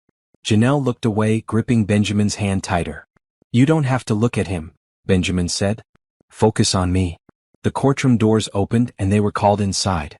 Judge Winters was a middle-aged black woman with kind eyes and an expression that suggested she'd seen every variation of family drama imaginable. Patricia presented their case methodically. She documented Trevor's absence during the pregnancy, his demand that Janelle terminate, his blocking of her calls, his complete lack of financial support. She presented text messages, phone records, bank statements, medical bills that Janelle had paid alone. "Your Honor," Patricia concluded, "Mr. Foster abandoned Miss Brooks and these children when it was convenient for him. He has never met his children, never contributed $1 to their care, never once checked to see if they were alive or healthy. His sudden interest in custody coincides suspiciously with his learning that Miss Brooks is in a stable relationship with a financially secure partner." Trevor's lawyer, a slick man in a charcoal suit, immediately objected. "Your Honor, my client freely admits he made mistakes. But he was young and scared. He spent the past 2 years getting his life together, building a career and preparing himself to be a father. People change. People grow. Mr. Foster deserves a chance to prove himself." "Has he paid any child support?" Judge Winters asked. "He was never ordered to pay support. Because Miss Brooks couldn't afford to file for it," Patricia interjected. "She was too busy working 2 jobs and keeping 3 babies alive to hire a lawyer." The hearing went on for 2 hours. Trevor testified, spinning a story about being overwhelmed and making poor choices, but claiming he'd always loved his children from afar and wanted a relationship with them now. He talked about his new job as a marketing executive, his stable apartment, his readiness to co-parent. When it was Janelle's turn to testify, she felt Benjamin's eyes on her, steady and supportive. She told the truth. About Trevor's abandonment, about the desperation of those early months, about rebuilding her life with the help of people who actually cared. "And who is Mr. Hayes to you?" the judge asked, looking at Benjamin. "He's my employer. And my boyfriend. And the man who's been more of a father to my children in 3 months than their biological father has been in their entire lives." Trevor's lawyer tried to make something sinister of Benjamin's presence. "Isn't it true that Mr. Hayes has significant control over your life? He employs you, houses you, and supports you financially. How can you claim to be making independent decisions about your children when you're dependent on him? Benjamin tensed beside her, but Patricia smoothly objected. Relevance, Your Honor. Miss Brooks' employment and housing situation have no bearing on Mr. Foster's abandonment of his children. Judge Winters sustained the objection, but the damage was done. The implication hung in the air. Was Janelle capable of making decisions, or was she just doing whatever Benjamin wanted? When they broke for lunch, Janelle was exhausted. Benjamin pulled her into an empty hallway. You did great, he said. They're making it sound like I'm your puppet. They're reaching because they don't have a real case. Trevor abandoned his kids. That's the bottom line. Benjamin cupped her face. The judge sees that. I could tell from her questions. Margaret arrived during the lunch break, having taken the morning off from her volunteer work. She hugged Janelle fiercely. How's it going? Hard to tell, Patricia said. But I think we're in a good position. Trevor's lawyer is trying to paint a redemption narrative, but the facts are on our side. The afternoon session focused on the children's best interests. A court-appointed guardian ad litem had visited Janelle's house the previous week and interviewed both Janelle and Benjamin. The guardian's report was glowing. The home was safe and loving, the children were thriving, Janelle was a devoted and capable mother. But the guardian had also noted that children benefit from relationships with both biological parents when possible, and recommended that Trevor be given a chance at supervised visitation if he completed parenting classes and maintained stable employment for 6 months. That's reasonable, Benjamin whispered to Janelle. I don't want him near them. I know. But supervised visitation is manageable. It means he can't take them. He can't hurt them. And if he flakes out, which he probably will, we have documentation. Judge Winters asked Janelle directly, Miss Brooks, what outcome are you hoping for today? Janelle stood. Your Honor, I want sole legal and physical custody of my children. Trevor had every opportunity to be involved. He chose not to. He told me to get rid of these babies. He abandoned us when we needed him most. I don't trust him to suddenly be a good father just because it's convenient now. And if I order supervised visitation? Janelle took a breath, feeling Benjamin's support even from across the room. Then I'll comply with the court's order. But I want it on record that these children don't know Trevor. To them he's a stranger. And I will do everything in my power to protect them from being hurt. Trevor's face reddened, but his lawyer restrained him from speaking. Judge Winters looked between both parties, then at the documents spread before her. Finally she spoke. I've reviewed the evidence and listened to testimony. Here's what I see. Mr. Foster made a choice to abandon his responsibilities. That choice had real consequences for Miss Brooks and these children. She was left to struggle alone while he moved on with his life. Trevor's lawyer started to object, but the judge held up a hand. However, I also believe that people can change. Mr. Foster claims he's ready to be a father. I'm willing to give him a chance to prove that, but on very specific terms. She outlined her ruling. Janelle would have sole legal and physical custody. Trevor would be granted supervised visitation rights, contingent on him completing a court-ordered parenting program, maintaining stable employment for 6 months, and paying child support retroactively and going forward. The visitation would be supervised by a court-appointed monitor, and Trevor would be responsible for all associated costs. If Mr. Foster completes these requirements successfully and demonstrates genuine commitment to his children's well-being, we can revisit the custody arrangement in 1 year. But until then, Miss Brooks maintains full custody. It wasn't everything Janelle wanted, but it was close. Trevor would have limited, supervised access, which meant he couldn't disrupt their lives or endanger the children. And the requirements were steep enough that Janelle doubted he'd follow through. Thank you, Your Honor, she managed to say. Outside the courthouse, Patricia explained the details. Supervised visitation means Trevor can't take the children anywhere. He visits at a designated facility with a monitor present. If he misses visits or behaves inappropriately, we document it and can petition to terminate his rights entirely. And the child support? Based on his income, he'll owe about $1,200 a month going forward, plus retroactive payments for the past 2 years. That's nearly $30,000. Benjamin whistled. He won't be happy about that. Too bad, Margaret said fiercely. He should have thought about consequences before abandoning his children. Janelle felt numb as they walked to the parking lot. Benjamin kept his arm around her, steady and present. When they reached the car, she finally let herself cry. It's over, Benjamin said, holding her. You won. Sole custody. But he still gets to see them. Supervised. For now. And my guess is he'll quit showing up within a few months. Men like Trevor don't stick around when things require actual effort. What if he does stick around? What if he becomes a real presence in their lives? Benjamin pulled back to look at her. Then we deal with it. Together. But he's never going to be their real father, Janelle. That role is taken. She understood what he was saying.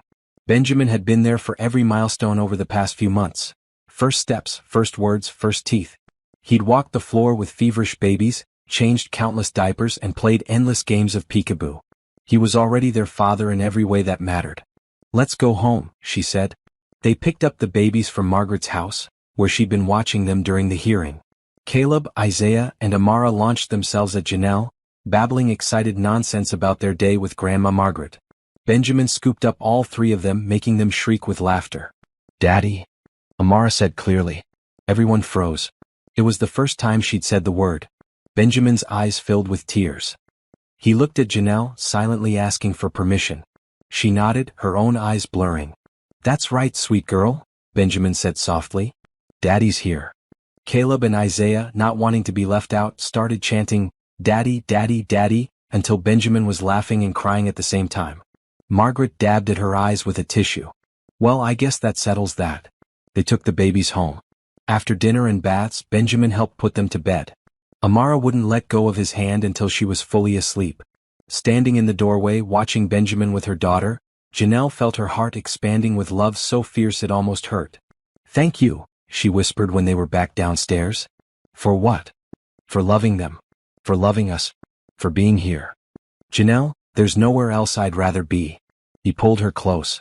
I meant what I said before. These are my kids now. And you're going to be my wife. We're building something permanent. Trevor might complicate that. Let him try. He doesn't get to undo what we have. Benjamin tilted her chin up. I'm going to adopt them, Janelle. Legally. Once we're married, I'm going to make them Hayes' kids. And Trevor can have his supervised visits, but he'll never be their real father. That's me. Janelle kissed him, pouring everything she felt into it. When they broke apart, she rested her head against his chest, listening to his heartbeat. I love you, she said. I love you too. All four of you. The next morning, Benjamin took Janelle to meet his business partner properly. Richard had invited them to lunch at an upscale restaurant downtown. He greeted them with handshakes and professional smiles, but Janelle could sense his reservations. Over lunch, Richard asked pointed questions about Janelle's background, her work experience, her plans for the future. Benjamin deflected most of them, but Janelle decided to address the elephant in the room directly. You're worried Benjamin is making a mistake, she said. Richard blinked, surprised by her directness. I wouldn't put it that way. But that's what you're thinking. You're worried he's letting his emotions override good judgment. Benjamin is my friend. I don't want to see him get hurt. Neither do I. Janelle set down her fork. Look, I get it. From the outside this looks crazy. Rich guy meets struggling single mother, gives her a job and a house, falls in love in a few months. It sounds like a fairy tale or a disaster waiting to happen. It does, Richard admitted. But here's what you're not seeing. Benjamin saved my life, but I saved his too. He was miserable before he met us. Lonely. Going through the motions. Ask his mother if you don't believe me. I have asked her. She agrees with you. Then trust her judgment. Trust Benjamin's judgment. I'm not using him. I'm not after his money. I'm just a woman who fell in love with a good man who happened to come into my life when I needed him most. Richard was quiet for a moment, studying her. Then he smiled, genuine warmth finally breaking through. You're tougher than I expected. I've had to be. Fair enough. He extended his hand across the table. Welcome to the team, Janelle. For what it's worth, I think Benjamin is lucky to have you. She shook his hand. Thank you. The rest of lunch was easier. Richard asked about the property management work, and Janelle shared her ideas for tenant support programs. By the time they left, Richard had invited her to sit in on their next business strategy meeting. He likes you, Benjamin said in the car. He was testing me. And you passed. Benjamin grinned. You're good at winning people over. I just told the truth. That's why it worked. That evening, Benjamin brought a surprise. Architectural plans for house modifications. What's this? Janelle asked, unrolling the blueprints. Plans to convert one of the spare rooms upstairs into a proper nursery and playroom. The babies are getting bigger. They need more space. He pointed to various features. Built-in storage, soft flooring, better lighting. I thought we could do the renovation next month. Benjamin, you don't have to keep spending money on us. I'm not spending money on you. I'm investing in our future. He pulled her onto his lap. This is our house now, Janelle. Yours and mine and the baby's. I want it to be perfect for us. It's already perfect. It can be more perfect. He kissed her neck. Besides, I like doing this. Planning, building, creating a home. It makes me happy. Janelle relaxed against him. Okay. Let's do it. Yeah. Make this house into everything we need. I will. I promise. They spent the evening going over the plans, discussing paint colors and furniture options. Benjamin was animated in a way she'd never seen, excited about building something tangible for their family. Watching him, Janelle realized this was healing for him too, creating a home after losing his first family, building something new from the ashes of his grief. When Benjamin finally left that night, Janelle stood at the door and watched him walk to his car. He turned back and blew her a kiss, making her laugh. This was real. This was happening. And despite Trevor's reappearance and the custody battle and all the complications, she was happier than she'd ever been. Life wasn't perfect, but it was good. And that was more than enough. The first supervised visitation was scheduled for a Wednesday afternoon 2 weeks after the court ruling. Janelle drove to the family visitation center with all 3 babies in the back seat, her stomach in knots. Benjamin had offered to come, but Patricia advised against it. Let Trevor see that you can handle this independently, she'd said. Don't give him ammunition to claim you're being controlled. The visitation center was a cheerful building with bright murals on the walls and toys scattered throughout. A monitor named Sheila greeted Janelle with a warm smile and explained the process. You'll bring the children to the visitation room. Mr. Foster is already here. You don't have to stay or interact with him. I'll be in the room the entire time taking notes. The visit is 1 hour. What if the babies cry? They don't know him. That's normal. If they're extremely distressed, we can end the visit early. But usually, children adapt quickly. Janelle carried Amara while Caleb and Isaiah toddled beside her, holding her hands. Inside the visitation room, Trevor sat on a mat surrounded by toys. He looked nervous, which gave Janelle a small measure of satisfaction. Hi, he said awkwardly. The baby stared at him, clearly uncertain. Trevor reached for Caleb, who immediately backed into Janelle's legs. It's okay, Janelle told her son, even though it felt like a lie. He's here to play with you. She couldn't bring herself to call Trevor their father. The word belonged to Benjamin now. Sheila gently encouraged Janelle to step back. The babies will be fine. You can wait in the lobby. Leaving them felt like ripping off her own skin. But Janelle forced herself to walk out of the room. She sat in the lobby, watching the clock and trying not to imagine all the ways this could go wrong. 40 minutes in, Sheila came out. They're doing okay. Caleb and Isaiah are playing with blocks. Amara is still a bit clingy, but she's warming up. Is Trevor being appropriate? Yes, he's trying. He's not a natural with kids, but he's making an effort. When the hour was up, Janelle practically ran to the room. All 3 babies immediately reached for her, clearly relieved to see her. Trevor looked defeated. They hate me, he said. They don't know you, Janelle replied coolly. That's what happens when you abandon children. I'm trying to fix that. A little late. Sheila cleared her throat. Let's focus on the positive. The children warmed up somewhat. Next time will be easier. Janelle gathered the babies and left without another word to Trevor. In the car, she called Benjamin immediately. How did it go? He asked. It was awful. Watching him with them, knowing he threw us away and now gets to play nice for an hour. It made me sick. Did he hurt them? No. He barely knew what to do with them. But that's almost worse. He has no idea how to be a father because he never bothered to try. Come over to my house, Benjamin said. Mom's here. We'll have dinner and you can decompress. At Benjamin's house, Margaret took the babies immediately, sensing Janelle needed space. Benjamin led her to the back porch and pulled her into a hug. I hate this, Janelle said into his chest. I know. I hate that he gets any time with them. I hate that the court thinks he deserves a chance. I hate all of it. But you did it. You got through the first visit. Benjamin stroked her hair. And every visit he shows up to means nothing because we're the ones raising them. We're the ones they love. Amara called you daddy again this morning. Benjamin smiled. I know. She told me while you were getting ready. She's never going to call Trevor that. Good. They stood together until Janelle felt calm enough to face the evening. Inside, Margaret had set out dinner and was feeding the babies in their high chairs. She'd made pasta and salad, comfort food that Janelle appreciated. "How are you really doing?" Margaret asked once the babies were occupied with their food. "I'm angry," Janelle admitted. "I know I should be bigger than that, should rise above it. But I'm just so angry that Trevor gets to disrupt our lives after everything he did." "You're allowed to be angry. Anger is valid." Margaret squeezed her hand. "But don't let it consume you. Trevor only has power if you give it to him." "Your mom's right," Benjamin added. "We control what matters. Our home, our relationship, our family. Trevor gets 1 hour a week under supervision. That's it." Over the next month, the visits continued. Trevor showed up to everyone, which surprised everyone. He was awkward and uncertain with the babies, but he came. He brought toys, tried to engage them in play, and asked Sheila questions about child development. "He's actually trying," Sheila reported after the 4th visit. "The children are more comfortable with him now." Janelle didn't want to hear it. She didn't want Trevor to succeed. She wanted him to fail and disappear so they could move on without his shadow hanging over them. But Benjamin had a different perspective. If he actually becomes a decent father, that's good for the kids. More people loving them is never a bad thing. "You're too generous." "I'm practical. And confident." He pulled her close. "Trevor can have his supervised visits. But I'm the one they run to when they wake up. I'm the one they call daddy. I'm the one building a life with you." He's a footnote, Janelle.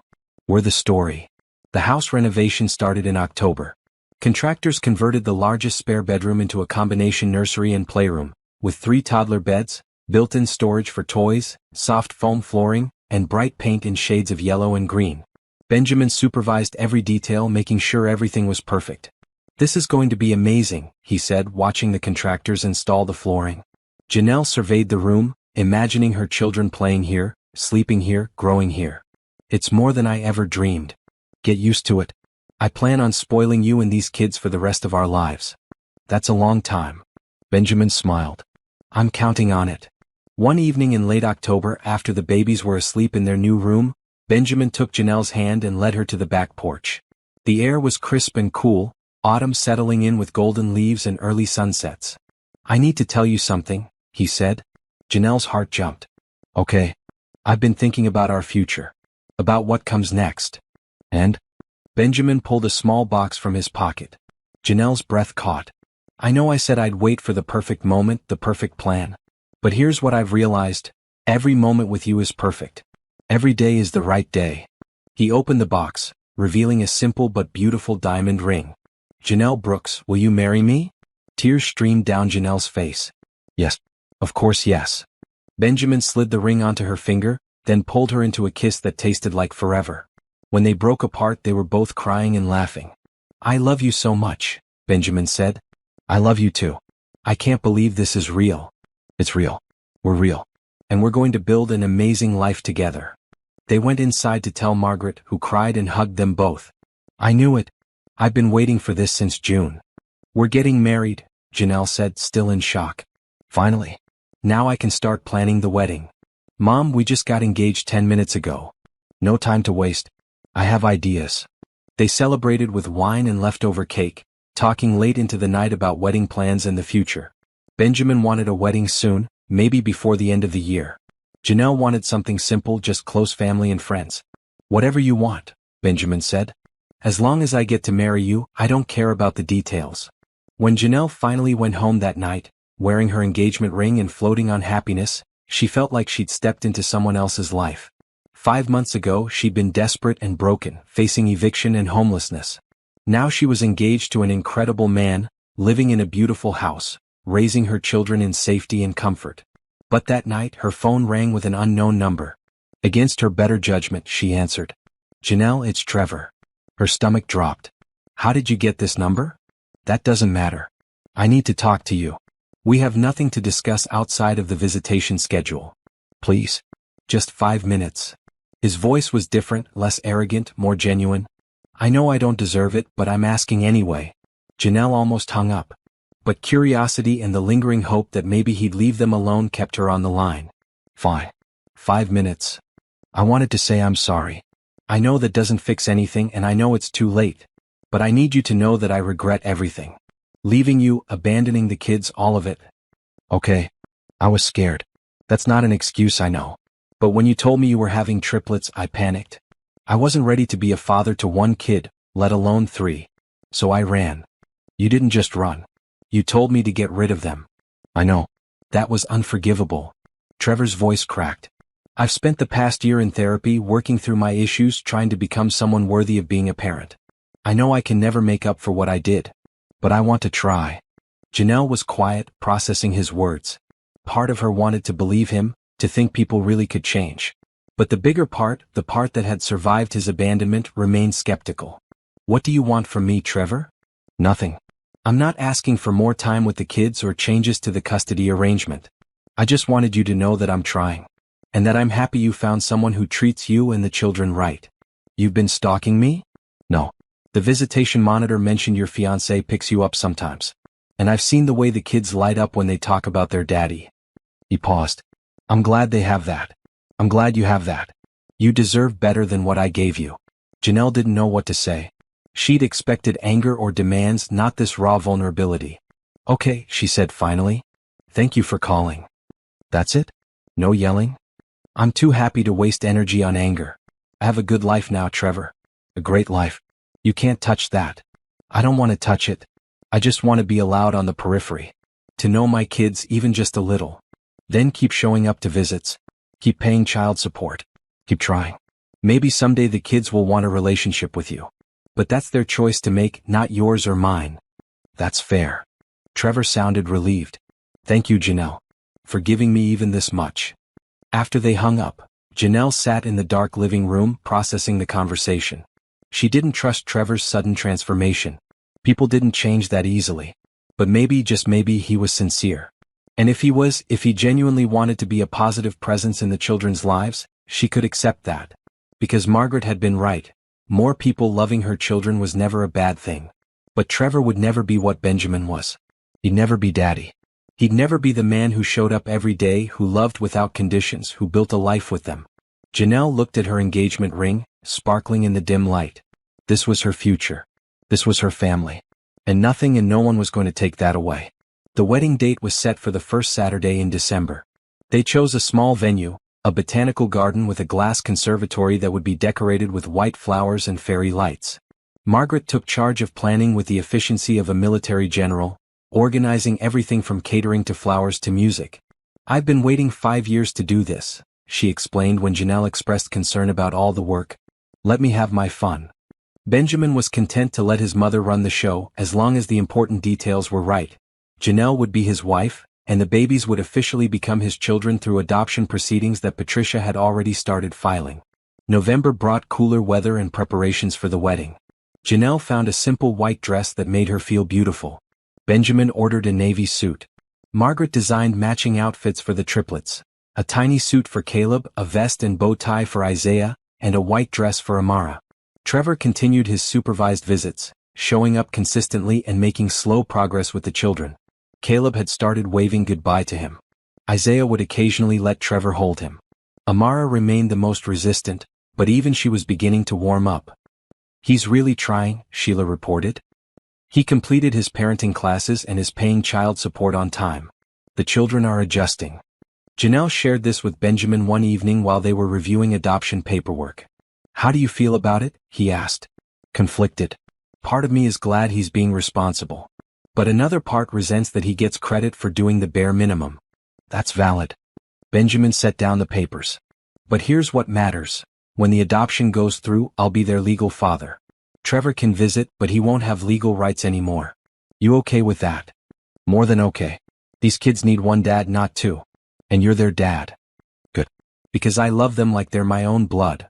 The adoption process required a home study, interviews, and background checks. A social worker named Carol visited their house, asking questions about their relationship, their plans for the future, and how Benjamin intended to parent the children. These kids are lucky, Carol said after observing Benjamin play with the triplets for an hour. They clearly adore you. I adore them right back, Benjamin replied, Amara asleep in his arms. 2 weeks before the wedding, Trevor called Janelle again. This time she almost didn't answer. But something made her pick up. I want to come to the wedding, Trevor said without preamble. Janelle's first instinct was to laugh.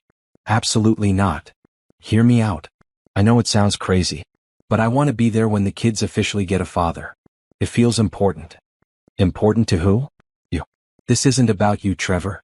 This is about our family. I know that. That's why I want to be there. To witness it. To see them happy. He paused. And maybe to find closure for myself. To officially let go of what I gave up. Janelle didn't respond immediately. The request was bizarre, but there was something in Trevor's voice that sounded genuine. Let me talk to Benjamin, she said finally. Benjamin's initial reaction was the same as Janelle's. Absolutely not. But after thinking about it, he reconsidered. If he's serious about being a positive presence in their lives, maybe this is a way to establish boundaries clearly, Benjamin reasoned. He attends as a guest, sees us become a family, and understands that his role is secondary. You're sure? No. But I trust your judgment. If you think it's the right call, I'll support it. Janelle called Trevor back. You can come. But you sit in the back. You don't approach us or the children. You're there to observe, nothing more. Thank you. Seriously, thank you. And Trevor? If you cause any drama, any problems at all, you'll never see those kids again. Supervised visits or not, I'll find a way to protect them from you. I understand. I won't cause problems. I promise. The week before the wedding, Janelle finalized her guest list. Just 20 people total. Benjamin's list was equally small. They weren't going for a big production, just an intimate celebration with the people they loved. Margaret finished the last details, and Patricia confirmed that the adoption paperwork would be finalized within a week of the wedding. Everything was falling into place. On the Thursday before the wedding, Janelle was working at her desk when she got an email from Regina, the tenant she'd helped with a payment plan months earlier. The subject line read, "Thank you. I wanted you to know that I got promoted at work," Regina wrote. "I'm caught up on rent and even have savings now. None of this would have been possible without your kindness and patience. You gave me hope when I needed it most. Thank you for seeing me as a person, not just a problem." Janelle read the email 3 times, tears streaming down her face. This was why the work mattered. This was why Benjamin's approach to property management was different and better. She forwarded the email to Benjamin with a note. "This is what we're building. Not just a business but a way of helping people." His response came immediately, "I'm so proud of you. This is all you." That evening, Benjamin arrived with pizza and news. "I met with my lawyer today about expanding the business. I want to start a nonprofit, a housing assistance program for families in crisis, using your model of providing temporary housing and job support." Janelle stared at him. "You're serious?" "Completely. You've shown me how much impact one person can have. Imagine if we scaled that up, helped dozens of families, hundreds eventually. That would be amazing. I want you to run it. After we're married, after things settle, I want this to be your project. Your legacy." "Benjamin, I don't know what to say." "Say yes. Say you'll help me build something that matters." "Yes. Absolutely yes." They spent the evening planning, sketching ideas for the nonprofit, discussing funding sources and program structures. The babies played around them, occasionally demanding attention, but mostly content to let their parents dream. "We're going to change lives," Benjamin said. "We already have," Janelle replied, thinking of Regina and the other tenants she'd helped. "Then we'll change more." The night before the wedding, Margaret insisted on a girls' night. She took Janelle and the babies to her house for dinner, pampering, and last-minute wedding preparations. "Are you nervous?" Margaret asked while painting Janelle's nails a soft pink. "A little. Not about marrying Benjamin. That part feels right. But about everything else. The adoption, Trevor being there, becoming a wife after being single for so long. Those are normal feelings. Marriage is a big step, even when you're certain about the person. Were you nervous when you got married?" "Terrified. I was 22, barely knew what I wanted from life. But I knew I loved Benjamin's father, and that was enough." Margaret smiled. 47 years we had together before he passed. 47 years of partnership and love and building a life. That's what I want for you and Benjamin. Thank you for accepting me. And the babies. Honey, you're my daughter now. Those babies are my grandchildren. I couldn't love you more if you were blood. Later that night, after the babies were asleep and Margaret had retired to her room, Janelle sat on the guest bed and called Benjamin. "Can't sleep?" he answered. "Too excited. And nervous. And happy. Me too. I keep thinking about tomorrow, about making you my wife, about officially becoming a father to Caleb, Isaiah, and Amara. No regrets. Not one. You're the best thing that's ever happened to me, Janelle. You and those kids saved me from a life of going through the motions. Tomorrow I get to promise to love you forever. I can't wait. I love you. I love you too. Get some sleep. Big day tomorrow. But Janelle didn't sleep much. She lay awake thinking about the journey that had brought her here, from desperate and alone to loved and secure, from struggling to survive to building something beautiful, from believing she'd failed her children to knowing she'd given them everything they needed, including a father who chose them. Morning came with sunshine and unseasonably warm weather for December. Margaret helped Janelle get ready, doing her hair in soft curls and helping her into the white dress. The babies wore their matching outfits, looking impossibly cute. "You're stunning," Margaret said, tears in her eyes. "Thank you for everything. For welcoming us. For loving us. It's my joy." At the venue, Benjamin waited in the conservatory, surrounded by white flowers and fairy lights. Richard stood beside him as best man. A small group of guests filled the chairs. Friends, Benjamin's business associates, a few of Janelle's former co-workers who had stayed in touch. And in the very back row alone sat Trevor. He'd kept his promise, dressing respectfully and staying out of the way. The music started. Margaret walked down the aisle first, carrying Amara. Then came Caleb and Isaiah in a wagon pulled by one of Benjamin's friends, waving at everyone like tiny celebrities. Finally, Janelle appeared. She'd chosen to walk alone, not wanting anyone to give her away, as if she were property to transfer. She was giving herself to Benjamin, freely and completely. When Benjamin saw her, his face lit up with pure joy. Janelle walked toward him, her eyes locked on his, everything else fading away. They stood together in front of the officiant, a kind woman named Sandra who had known Benjamin for years. "We're gathered here today to celebrate the union of Janelle and Benjamin," Sandra began. "These two people have found in each other not just romantic love, but partnership, friendship, and family. They've proven that love can bloom even in the hardest circumstances, that kindness can change lives, and that hope is never wasted." The ceremony was simple but meaningful. They exchanged vows they'd written themselves, promising to love and support each other, to raise their children together, to build a life based on trust and compassion.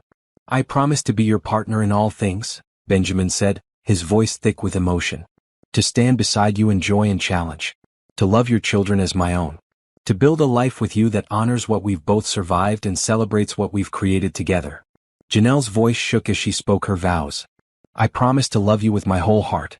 To trust you with my children. To build a life where kindness and hope lead us forward. You saved us, but more than that, you saw us. You saw me when I was invisible to everyone else. I promise to honor that gift every day for the rest of our lives." When Sandra pronounced them married, Benjamin pulled Janelle into a kiss that felt like coming home. The small crowd cheered. The babies clapped, not understanding but caught up in the joy. At the reception, held in an adjacent hall with dinner and dancing, everyone celebrated. Margaret gave a speech about how Benjamin had come back to life after meeting Janelle. Richard talked about how the business had transformed under Janelle's compassionate approach. And Trevor, keeping his promise to stay in the background, slipped out before dinner was served. But before he left, he caught Janelle's eye and nodded once. A gesture of acknowledgement, of letting go, of understanding that these children now had the father they deserved. Janelle nodded back. Not forgiveness exactly, but acceptance. Trevor would always be the biological father. But Benjamin was daddy. The man who showed up. The man who chose them. As the evening wore on, Benjamin swept Janelle onto the dance floor. They moved together naturally, comfortable in each other's arms. "How does it feel to be Mrs. Hayes?" Benjamin murmured. "Perfect. Absolutely perfect." "Good. Because I plan on making you this happy every single day. That's a big promise. I'm good at keeping promises." They danced until the babies got tired and fussy. Margaret took them home while Benjamin and Janelle stayed for another hour, soaking in the celebration. Later, at home, they tucked their exhausted children into bed. All three were asleep before their heads hit the pillows, worn out from the exciting day. Benjamin and Janelle stood in the doorway of the nursery, arms around each other, watching their children sleep. "Our children," Janelle whispered. "Our children," Benjamin confirmed. "Legally, officially, completely. Thank you for wanting them. For choosing us. Thank you for letting me. For trusting me with your heart and theirs." They went to their own bedroom, the master suite in the house that had become their home. Tomorrow they'd start their honeymoon, a week at a beach resort while Margaret watched the babies. But tonight they just held each other, grateful for everything they'd built. "I love you, Mrs. Hayes," Benjamin said. I love you too, Mr. Hayes. Forever. And lying there in the dark, wrapped in each other's arms, Janelle thought about how far she'd come. From eviction notices to wedding vows. From survival to celebration. From broken to whole. She'd done it. They'd done it. Together. The honeymoon in Mexico was 7 days of sunshine, ocean waves, and the freedom to just be together without responsibilities. Benjamin and Janelle spent their days on the beach, their evenings at restaurants, and their nights talking about everything and nothing. It was the first time in over a year that Janelle had been away from her children, and while she missed them, the break was necessary. I forgot what it feels like to sleep through the night, she admitted on their third morning. We should do this every year. Make it a tradition. Margaret would love that. She's been texting me photos constantly. Benjamin checked his phone and laughed. She sent me one too. All 3 babies covered in spaghetti sauce. She captioned it, "We're having a great time, no need to rush back." They video called Margaret every evening, watching the babies wave at the screen and babble excitedly. Caleb had learned to say mama clearly. Isaiah kept trying to grab the phone. And Amara blew kisses that made both Benjamin and Janelle's hearts melt.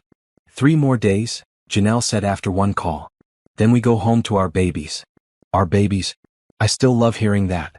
The adoption papers had been finalized the day before the wedding. Caleb, Isaiah, and Amara were now legally Benjamin's children with his last name. Is a family officially and completely. On their last day in Mexico, they sat on their hotel balcony watching the sunset paint the sky in shades of orange and pink. I've been thinking, Benjamin said, about the nonprofit, about our plans. And I want to name it after Sophie. Janelle reached for his hand. Tell me more. The Sophie Hayes Foundation. Dedicated to helping families in crisis, providing housing and support, keeping kids with their parents instead of in the system. His voice was soft. Sophie's life was short, but it meant everything. I want her legacy to be hope for other children. That's beautiful. She'd be proud. I think so. And Ellen would be proud of what we're building. They sat in comfortable silence, holding hands and watching the sun sink into the ocean. Can I tell you something? Janelle said. Something I've never told anyone? Always. When I was pregnant, sleeping in my car some nights because I couldn't afford both rent and food, I used to dream about a fairy tale ending. A prince who would rescue us, solve all our problems, make everything okay. She turned to look at him. That's not what you are. You're not my rescuer. You're my partner. We saved each other. Benjamin pulled her close. That's exactly what you are to me. My partner in building something real. They returned home to chaos. Margaret had exhausted herself keeping up with 3 active toddlers, and the house showed it. Toys everywhere, dishes in the sink, laundry piled high. But she was laughing when they arrived, the babies clinging to her legs. Welcome home. We survived, but just barely. The babies launched themselves at Benjamin and Janelle, shrieking with joy. Caleb wrapped himself around Janelle's legs. Isaiah climbed up Benjamin like a tree. Amara wanted to be held by both parents at once, stretching her arms between them. We missed you too, Janelle said, kissing each of their heads. That evening, after Margaret had gone home and the babies were finally settled, Benjamin and Janelle collapsed on the couch. I forgot how exhausting they are, Benjamin said. Welcome to parenthood. Best exhaustion ever. Over the next few months, life settled into a comfortable routine. Benjamin continued managing his properties with Janelle as his business partner. They started laying groundwork for the Sophie Hayes Foundation, meeting with lawyers and nonprofit consultants to establish the structure. Trevor continued his supervised visits, showing up every week without fail. The children had adjusted to him, treating him with cautious friendliness. He brought appropriate toys, followed Sheila's guidance about interaction, and never pushed for more than the court had granted. He's being consistent, Patricia reported. In 6 months he can petition for unsupervised visits if he wants. And if he does? Janelle asked. We assess then. But supervised visits are actually good. They protect everyone. Janelle had made peace with Trevor's presence in the children's lives. He would never be their father, not in any way that mattered. But he could be a positive presence, someone who showed up and cared. The children would eventually have questions about him, and Janelle wanted to be able to say honestly that Trevor had tried to be involved, even if he came late to the game. In March, Janelle discovered she was pregnant. She took 3 tests to be sure, then told Benjamin over dinner. You're what? He dropped his fork. Pregnant. About 6 weeks along. Benjamin's face went through several emotions at once. Shock, joy, fear, excitement. We're having a baby? We're having a baby. He stood up, pulled her into his arms and spun her around. We're having a baby? Oh my God, we're having a baby. Benjamin, you're going to make me dizzy. He set her down gently. Sorry? I'm so happy. Another baby. Our baby. Are you sure? We already have 3 toddlers. For kids is a lot. It's perfect. It's more than perfect. He knelt down and put his hands on her still flat belly. Hi baby. I'm your daddy. I can't wait to meet you. Janelle ran her fingers through his hair, overwhelmed by love. You're going to be an amazing father to this one too. We're going to be amazing parents. Together. They told Margaret the next day. She cried, hugged them both, and immediately started planning for her 4th grandchild. A baby? Oh, this is wonderful. Do you know what you're having? Too early to tell. Well, whatever it is, this baby is going to be so loved. The pregnancy was easier than Janelle's first. She had support, good medical care, and the ability to rest when needed. Benjamin was attentive to the point of being overbearing, monitoring what she ate, making sure she took her vitamins, and worrying constantly. I'm pregnant, not dying, Janelle told him after he insisted she sit down instead of doing laundry. I know. I'm just excited. And protective. It's sweet. But I can still function. Humor me. Let me take care of you. So Janelle let him fuss over her, recognizing it as his way of processing the joy and fear of having another child. He'd lost Sophie. The fear of losing another child was real and valid. But so was the hope of building a family together. The Sophie Hayes Foundation officially launched in May. They'd secured funding from several of Benjamin's business contacts and renovated a small building to serve as headquarters. Janelle hired a staff of 3, a case manager, a housing coordinator, and an administrative assistant. Their first client was a woman named Brielle, a single mother with 2 young children who'd lost her job and housing in the same week. The foundation provided temporary housing in one of Benjamin's vacant properties, connected Brielle with job training programs, and helped her get back on her feet. Thank you, Brielle said, tears streaming down her face. You saved our lives. We're just paying it forward, Janelle replied. Someone helped me when I needed it. Now we help others. By summer, the foundation had helped 5 families. Each success story felt like proof that kindness mattered, that hope could be more than empty words. Janelle's pregnancy progressed smoothly. They learned they were having a girl. Benjamin wanted to name her Sophie, after his late daughter. Janelle gently suggested a different name. Sophie's memory should stay perfect, she said. Let's give this baby her own identity. They settled on Grace Margaret Hayes. Grace for the grace they'd been given, Margaret after Benjamin's mother. The triplets were excited about the baby, even though they didn't fully understand. Amara kept kissing Janelle's growing belly. Caleb liked to pat it and say, baby. Isaiah was mostly interested in whether the baby would play with trucks. The baby will love trucks, Benjamin assured him. In August, Trevor requested a meeting with Janelle and Benjamin. They agreed, meeting at a coffee shop with Patricia present.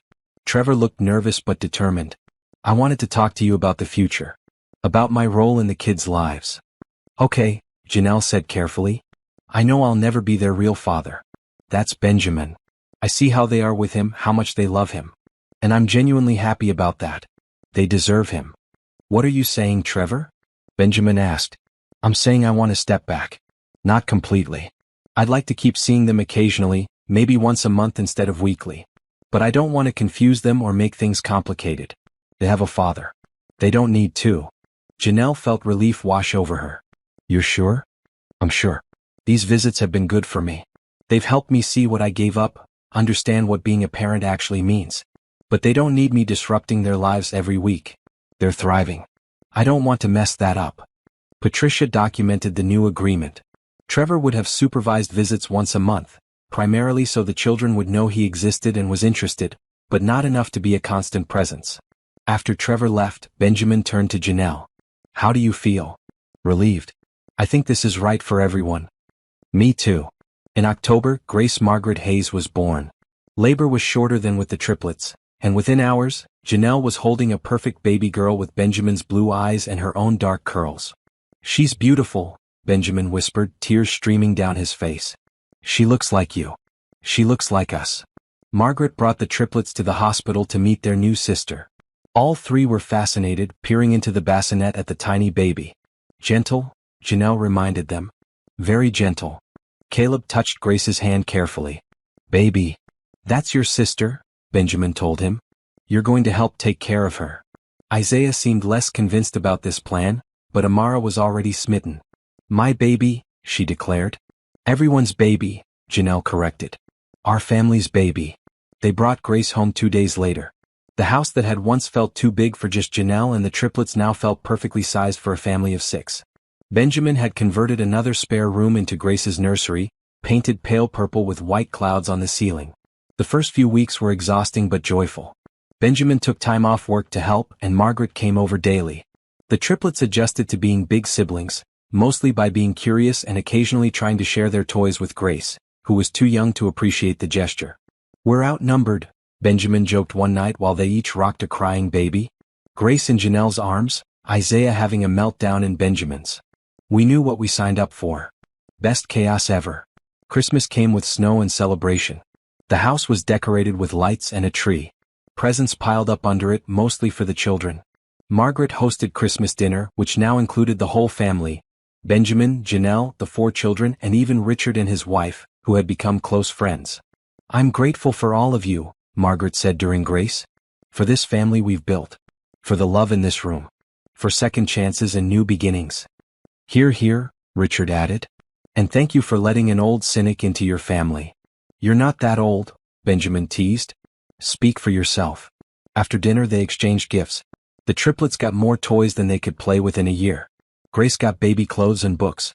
Benjamin gave Janelle a necklace with 5 charms. 1 for each of their children, plus 1 heart for the 2 of them. So you always remember, he said. We're 5 individuals but we're one family. Janelle gave him a leather-bound photo album she'd been working on for months. Every page documented their journey, from that first day in her old apartment to the wedding to Grace's birth.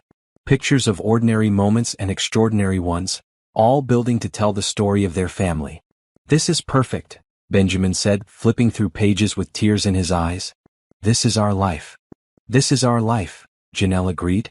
That night, after everyone had gone home and all 4 children were finally asleep, Benjamin and Janelle sat in the living room surrounded by wrapping paper and the glow of Christmas lights. Can you believe this is our life now? Janelle asked. Barely. Sometimes I wake up and think I'm dreaming. Me too. She leaned into him. 5 months ago, I couldn't afford electricity.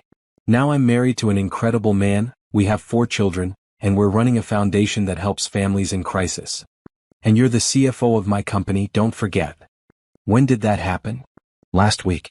I made it official. You're my chief operating officer. Janelle laughed. You forgot to mention that. I'm mentioning it now. He kissed her head. You've earned it. The business is thriving because of your compassion and efficiency. We're a good team. The best team. They sat together in comfortable silence, listening to the house settle around them. Somewhere upstairs, one of the children shifted in sleep. The baby monitor crackled softly. The Christmas tree lights twinkled. This was family. This was home. This was the life Janelle had dreamed of in her darkest moments but never quite believed possible. Thank you, she said softly. For what?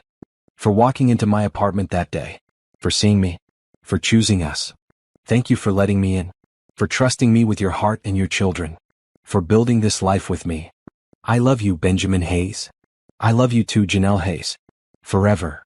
And in that moment, surrounded by the evidence of everything they'd built together, Janelle knew that forever wasn't just a promise. It was a reality.